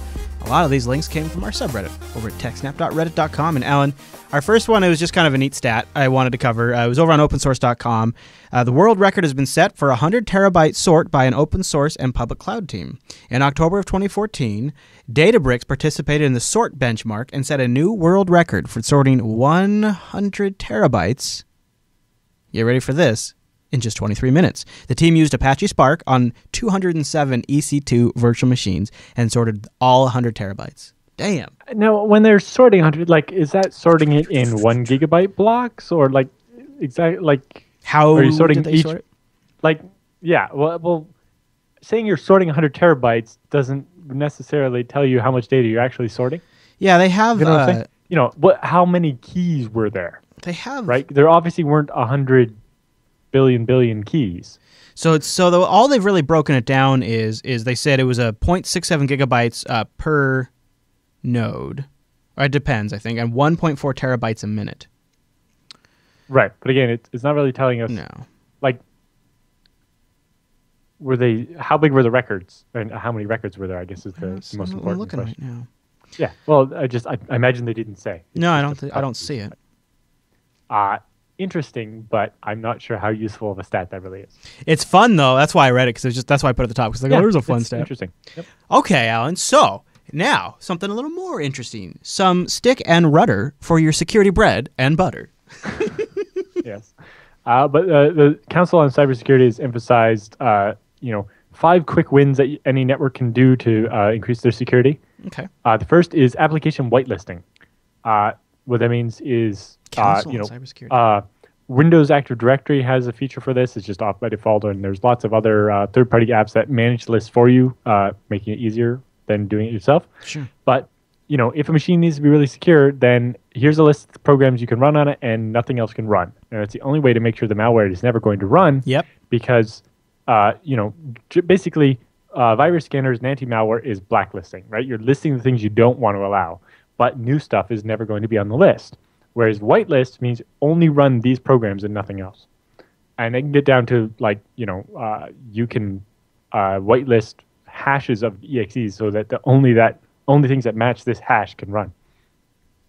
But there are we've talked about 1 or 2 of the companies that manage these whitelists, right? Because one got hacked or something a while ago. But that's definitely something you can do to prevent a Sony style hack.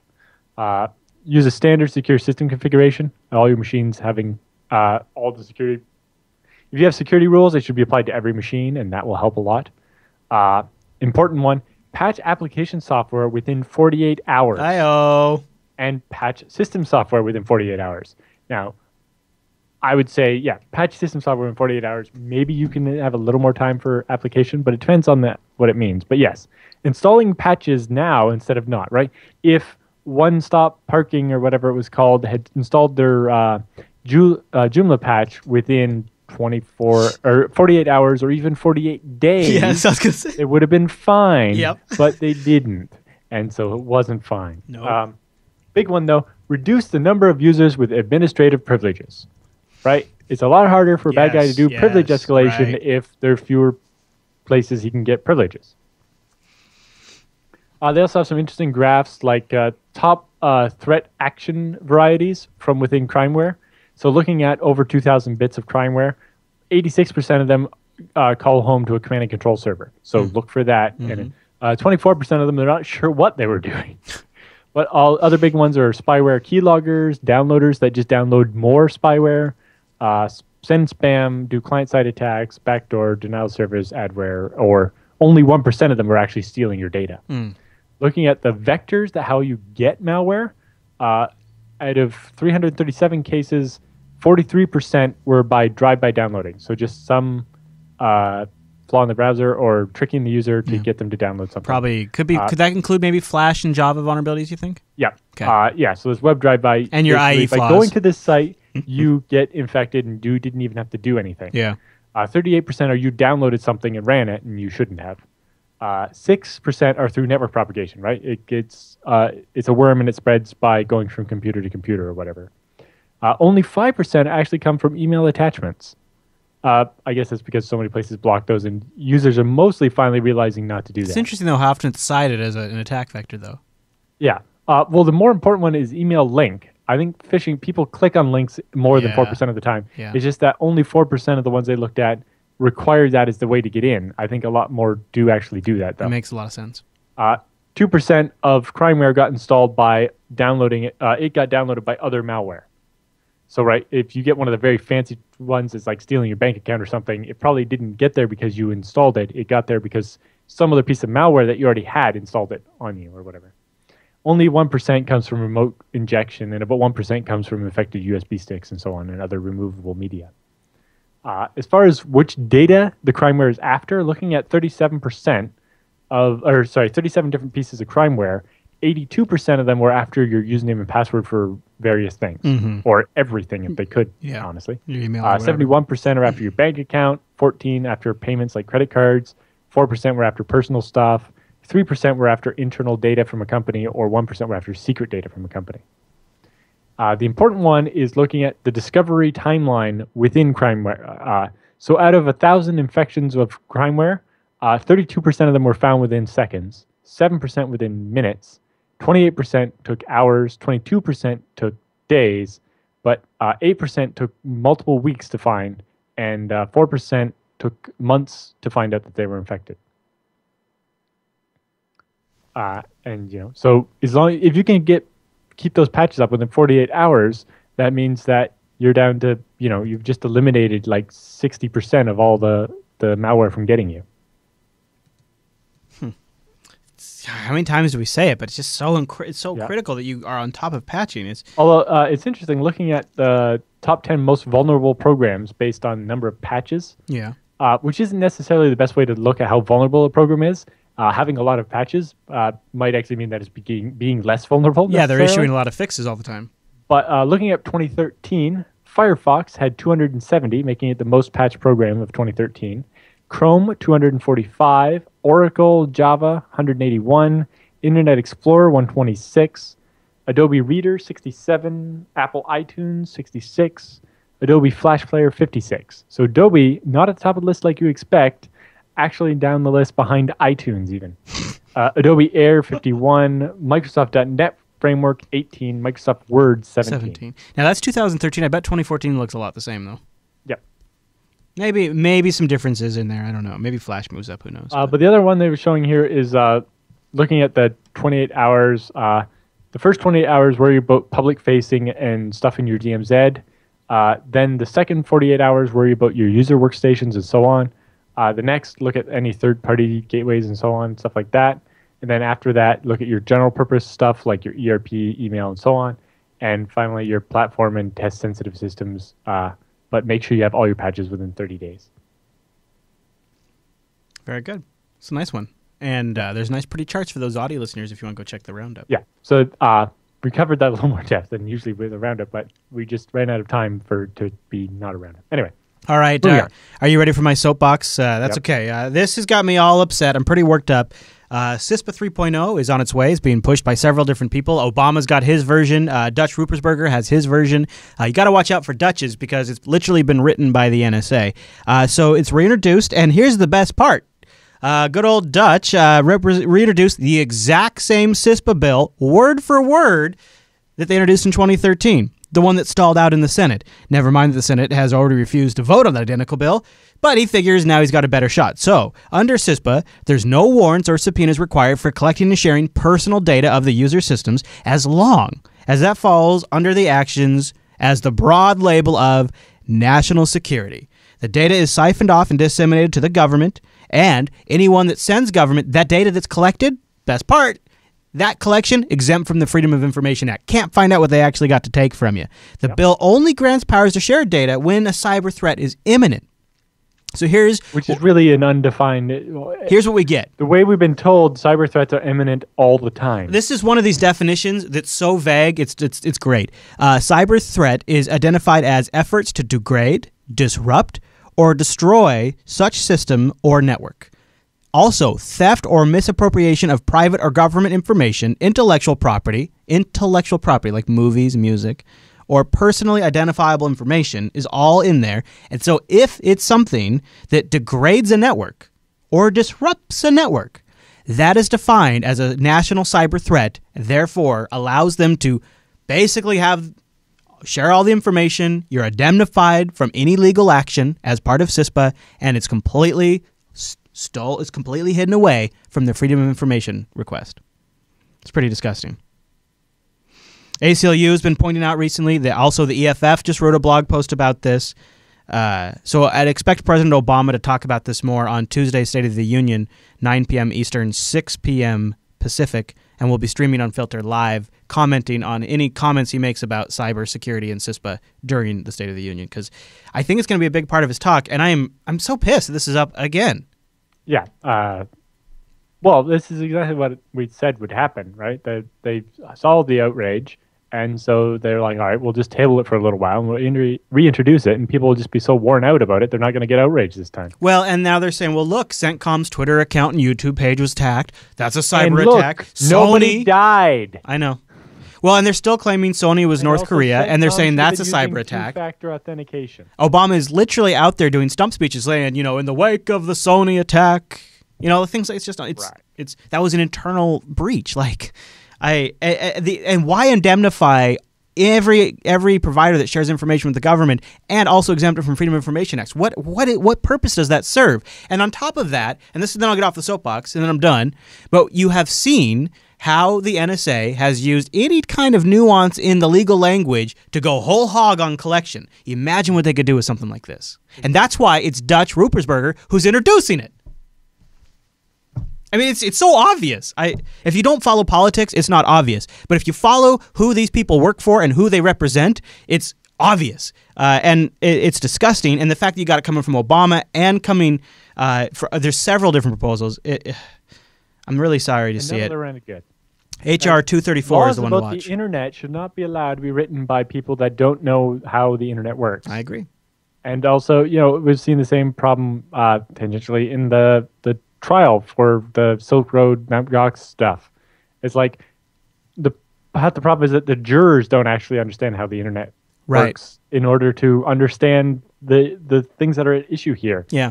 And I'm not sure how the legal system really can deal with that. Yeah, it's supposed to be a jury of your peers, but it's like at some point, how do we have a trial where the jury has to be people that have certain technical knowledge? But how do you avoid that slanting the answer, right? This is people that have certain technical knowledge about the internet have certain feelings about how it should be done. This is exactly right. What you're talking about is what's happening in the Silk Road case. Not just Mt. Gox, but today or yesterday in the Silk Road case, it just started up.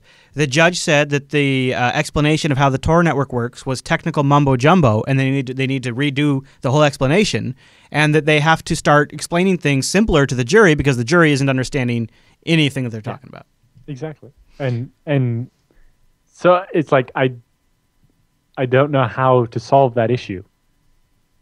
You can't decide that the jury can only consist of people that understand how Tor works.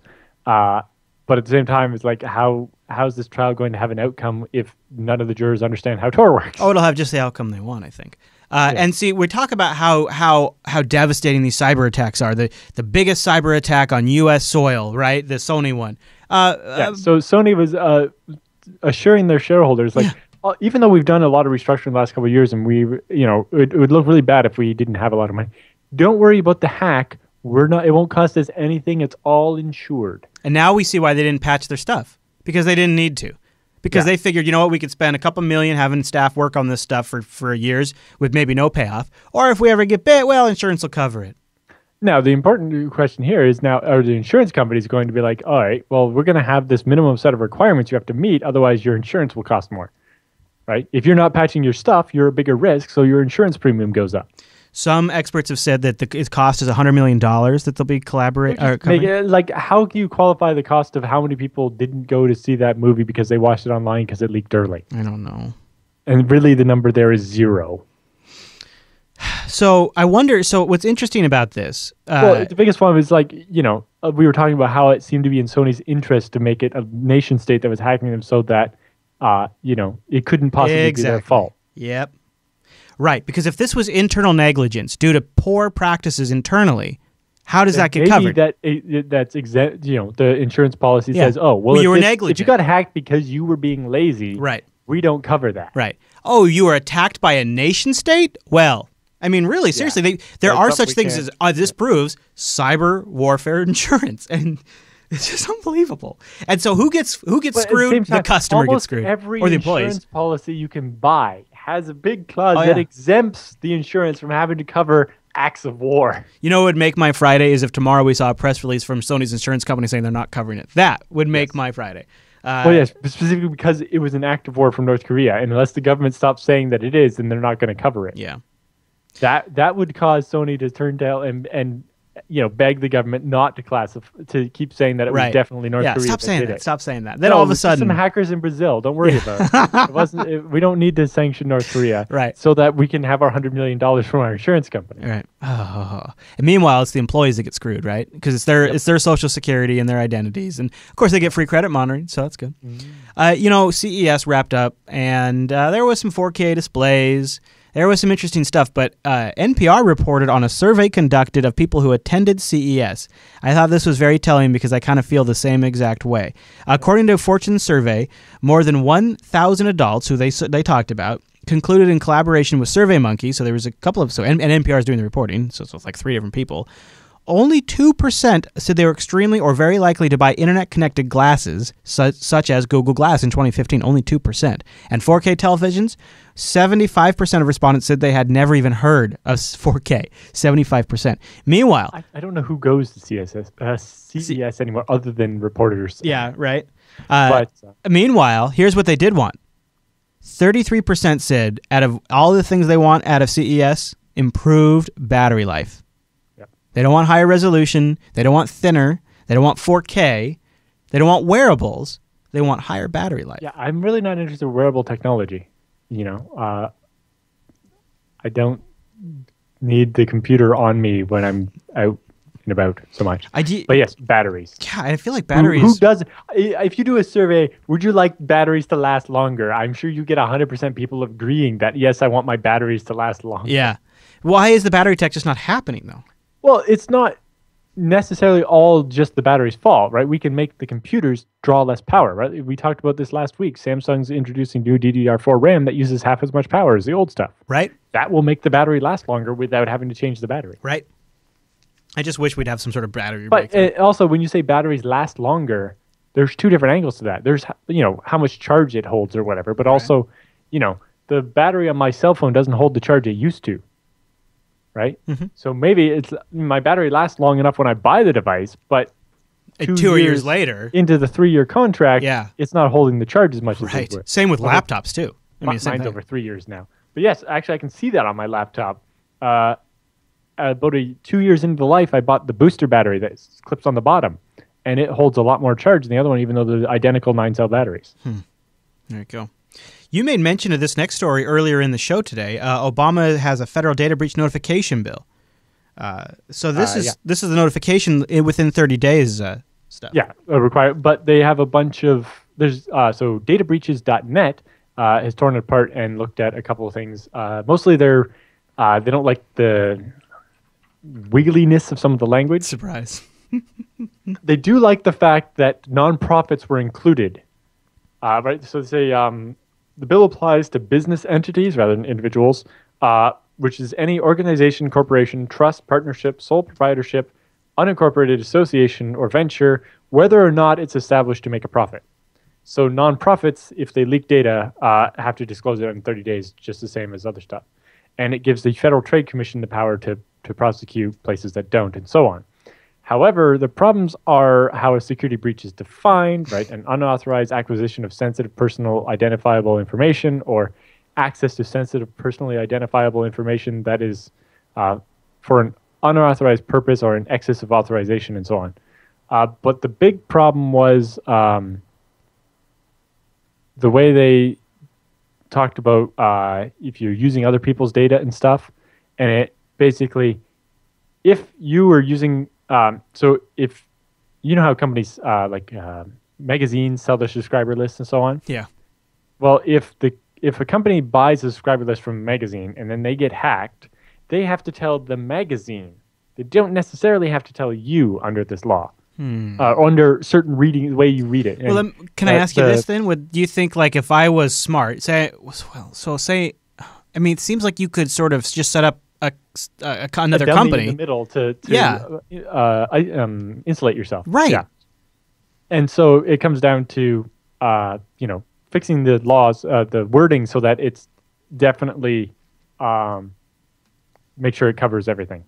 Right now, it seems like just the way it's worded could lead to certain loopholes that we would like to see fixed before this gets passed. And also that, so who's required to notify? So in general, which is not a great way to write a law, any business entity engaged in or affecting interstate commerce that uses, accesses, transmits, stores, or disposes of, or collects sensitive personally identifiable information for more than 10,000 individuals during any 12-month period shall, following the discovery of a security breach of such information, notify any individual whose sensitively personally identifiable information has been or is reasonably believed to have been accessed or acquired, unless there is no reasonable risk of harm or fraud to such individuals. Well, who gets to decide that there's no reasonable risk of harm or fraud? Right? I guess their own internal process, and then they just have, if it ever comes push to shove, they have to be able to But if justify my information gets taken, that's the risk right there, right? Just because the person who stole it might not use it in a way that matters doesn't mean I shouldn't be notified of the breach, right? I would think so. Yeah, and there's a couple other, So they tear apart the law and point out a bunch of the problems and some of the stuff. You mean it's not amazing and great? The other big one is it has a preemption clause. So specifically, this is a federal law that would stamp over top of some state laws that are actually stronger. Yeah. So the Obama law would apply even though the state law provides better protection. It would supersede those, and that it definitely is a problem. Yes, it's the provisions of this title shall supersede any provisions of the law of any state or a political subdivision thereof relating to notification by a business entity engaged in interstate commerce of a security breach of computerized data, except as provided by a section where they have some exclusion to that. So I can see why a business, especially a bigger one, would rather have one law that applies to every state instead of different rules for every state. Yes, absolutely. But at the same time, as someone who, if I lived in a state that had a nice strong law, I wouldn't like to have that law overridden by a much weaker federal law. And this final comment, I think, is the most damning part. Comment. Businesses should be dancing in the streets by this bill. Consumers, not so much. Those consumers in states where there's currently no breach notifications at all gain something. The rest of us are more likely to lose ground, with the exception of the 30-day timeline, but even that can be waived. Yep. There you go. And again, what's the point if it can be waived? Yeah, especially if it sounds like there's some easy ways to do it. Okay, so tell me about this one, Alan. Panasonic Arbitrator Backend Server uses unencrypted communications. The Panasonic Arbitrator Backend Server? Say it's not true. Yes. This is just a U.S. cert notification talking about this bit of SCADA type software. Apparently, it uses if you're using Arbiter Mark II VPU, which uses USB Wi-Fi, direct LAN, embedded Wi-Fi, or direct LAN. Then all the versions are vulnerable. Panasonic was notified November 18th and fixed it January 8th. And it's got a CVSS score of 5, which I think is the highest one. A temporal score of 4.1, so it's urgent you do it, and an environmental score of 1.0, because most people don't have this thing. Yeah. So Sounds like it's a vulnerability though that makes it just more acceptable. embedded, stuff from companies Yep. not known for software. Yep. And it's like, yeah. And this one you just have to be How's on the that same password LAN to going? get access to it. Get the credentials. Okay, so apparently ISIS busted out their bestest hacking and hacked the AKA password of a U.S. military Twitter account. Yeah.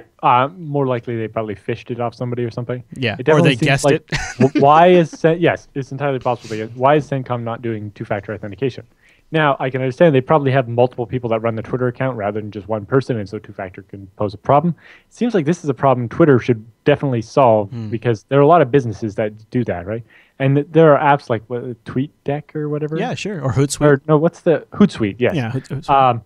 That make it easier to deal with multiple. You see that often Yep. on Yep. corporate type Twitter accounts. You see the end of the tweet is like caret and initials, so they know which person sent which tweet. There's other systems too, like Slack has this built in for businesses, and there's Right, but it definitely seems like those types of things should have two-factor authentication for each user. Yeah. And definitely, if you're a corporation, you don't want your Twitter account hacked. How about having strong passwords and using two-factor authentication? No. You just said, I know what you do.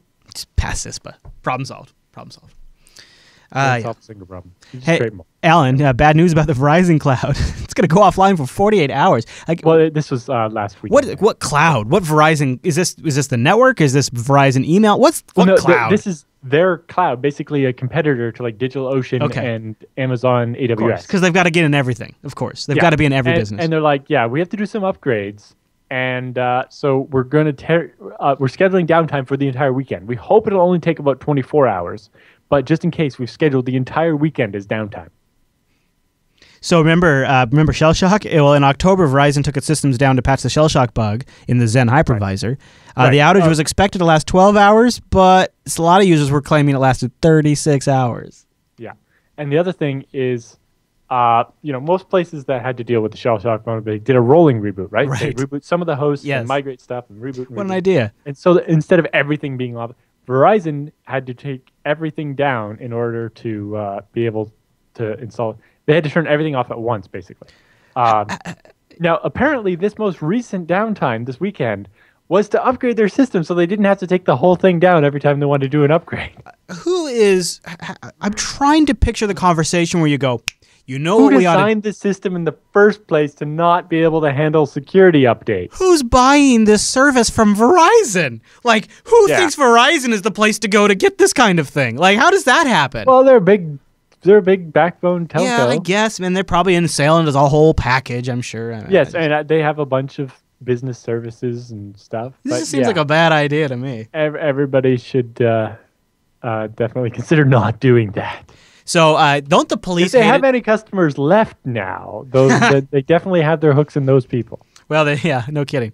This is super common in the U.S. where carriers are famous for charging law enforcement agencies for tracking cell phones. And I guess the Mounties... Well, it makes sense because honestly, the telco, it costs them money. And I just like the idea of it keeps the police from doing it more than they need to because they have Yes. to budget for it. Exactly. But not the Rogers, Mounties. which is a big telco here in Canada, and they sent a note to the police being like, hey, after, I think it was August, we're going to start sending you bills for this. And they're like, no. Of course they don't want to get billed. Apparently, the court decided that as long as the costs were reasonable, which was apparently classified as like $800,000 a year or some ridiculously high number. My biggest problem with that is what about somebody trying to start a smaller telco where $800,000 is literally impossible? Yeah. In the case of something like Ting, because they're reselling Sprint or whatever, it'd be Sprint that would have to deal with it, and Ting would be isolated, insulated from it. But I just don't like this idea of. Oh no. Yeah. I don't want the telcos to be making money off of it, but I do want the police not to be doing it any more than they need to at the same Right. time. I don't. Yeah. Because you don't want it to become so profitable that they are incentivized to do it for the Exactly. telcos. Yeah. But you don't want it to be so cheap that the police can just have at it. Yeah. So, okay. I love this chart that you found on Twitter and tossed in the roundup. The path from beginner to expert. Mm-hmm. The I know nothing phase, then the I'm an expert phase, and then the I know nothing phase where you're really an expert. Yes. The great one is that they just label that middle one as So yeah, you start out knowing nothing and knowing that you know nothing, and then you start learning things. But you also start thinking you know more than you do, and that's when you decide that you're an expert, and that's when you become a hazard. Yeah. And then later, eventually, you may become a real expert, and you go back to saying, I don't know anything, and that's when you're actually an expert. This is so frickin' true. This is so true. This is great. We have a link in the roundup. You guys, if you're listening on the audio version, you should check this out. This is so great.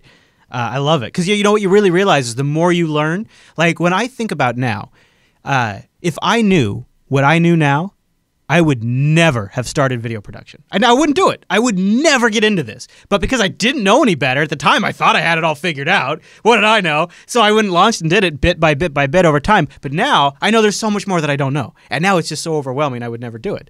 You know? Honestly, if I knew what I know now a couple of months ago, I would have sold all my Canadian dollars. I would have spent all my Canadian dollars buying US dollars so I could sell them back now and make 20% profit. No kidding. No kidding. Yeah, there's that one too. I actually have a bit of a win. Not really related at all. Sell orders against oil for. But you know, Bitcoin crashed bad yesterday. Yeah. You know, and I think it's recovered right now. Let me see. Last I checked, it was 200 something. Yeah, I've been using Bitcoin Average. I like Bitcoin Average right a bit because I've been looking at the Canadian exchange. It's the only one thing. Oh, sure. There, but. All right, so Bitcoin Average, current Bitcoin price $213. It's up 21% today after a crash yesterday. But a few days ago, late last week, I bought a new laptop with Bitcoin just in time. So I just avoided. Now, the person who sold that laptop got screwed. well, unless they were using something like Stripe. Yeah, I think they're using Coinbase. I think they're using Coinbase, and they just flipped it immediately because it was Dell. All right, Dell Alan. Accepts Bitcoins, or you bought it No, Dell straight up accepts Bitcoin for anything in the Dell store. Yeah, I got an adapter. As long as they're actually getting the USD out of it. Yeah, I couldn't. I was on the fence about this new. So they have this new sweet ass XPS 13 touchscreen laptop, edge to edge display, fits in an 11-inch thing. It's super nice, and I'm like, I looked at it the other day. And I was thinking, Why was I looking at it? It's because it's nice. It has the new Broadwell. Yes, everything, right? yes. And so I was thinking, I kind of want to get that. And then I saw accepts Bitcoin, and I'm thinking to myself, Bitcoin's been going down in price. Now's the time. Man, was that a good call, man. So, all right, it pays to watch Bitcoin even just a little bit. I love that you found this story because we've actually, I don't know if you remember, we've actually speculated about this on the show before. Our last story in the roundup. One about a Mac with the battery, but this one's a little different. This one, I actually, it was me that speculated that I thought that this would be possible with a Thunderbolt device like this. So, Ars Technica is covering the world's first known bootkit for OS X that can permanently backdoor the Mac. It's called Thunderstrike, and it allows even somebody with a brief access to get the malware onto the system. Yeah, so because Thunderbolt provides direct memory access, you can just basically write to the memory of another program or another, or the BIOS in this case. It's these Thunderbolt devices are PCI Express devices externally. They're on the PCI Express bus. Yep. So they read the memory. Same with FireWire, by the way. Same with FireWire. And, yes, that was why FireWire was. Developers loved it for developing operating systems because you could debug and do direct memory access over it. And I mean, there's really, I mean, how do you get around this when something's a PCI? You put it if you're installing a PCI Express device in your machine, right? And the thing is I'm a big Thunderbolt fan. I think Thunderbolt is the best external connectivity option out there, better than USB 3.0 by a mile. It's equivalent in speed to plugging something into the PCI Express bus, which is badass. And it's great for like Ethernet adapters too. Yeah, well, or when you hook up a gigabit Ethernet adapter, it's a PCI Express gigabit Ethernet adapter. When you hook up a display adapter, it's right on it's on the bus. It's a nice feature, but it definitely, I mean, physical access is always critical. But the problem with this particular one is that it's on every MacBook shipping. Okay, so that means a lot of devices in a lot of places that might not have good physical security. So it is a serious consideration and the way they did it in this one is they put the ROM, the Thunderstrike ROM, on a Thunderbolt device. So they put that ROM on there, and then when you plug it in, it just does the work. You just connect the device. Pretty crazy. And they replace Apple's RSA key with the one on the boot ROM, so when the Mac checks, it's got the right key. Yeah, so basically, normally Apple checks the signature on the boot ROM to make sure it's a valid Apple one and otherwise doesn't boot. Because of direct memory access, they're able to overwrite the location of Apple's RSA key with their own key so that the signature will check out. And then, you can. It's basically overwriting an option ROM, so it's similar to old BIOS type ones where you would just actually overwrite the BIOS with a malware version of the BIOS that would always reinfect the boot sector or whatever. And similar to the ones the NSA was doing, right?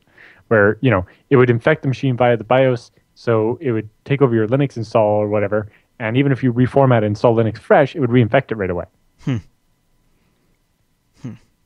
Yeah, I'm reading the chat room's comments too about some stories about that with Linux. It was interesting. Boy. Hey, Alan, you know what next week is? Episode 200 Eve.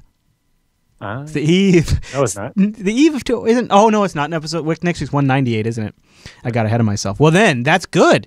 That gives folks 2 more weeks to come watch us live while we're still sub 200. Why not get it in before we cross the 200 threshold? You can be one of them. jblife.tv. We do the show Thursdays at 1 p.m. Pacific, which is 4 p.m. Eastern, 2100 UTC. Boom. JupiterBroadcasting.com/calendar to get that converted automatically. We'd like your feedback. It's a huge part of our show. It's really important that we can. And the other great thing is if you've got the question, there's a really good chance somebody else has the same question. And it's really important to us that we help people in the community get this stuff solved and get better use out of their technology.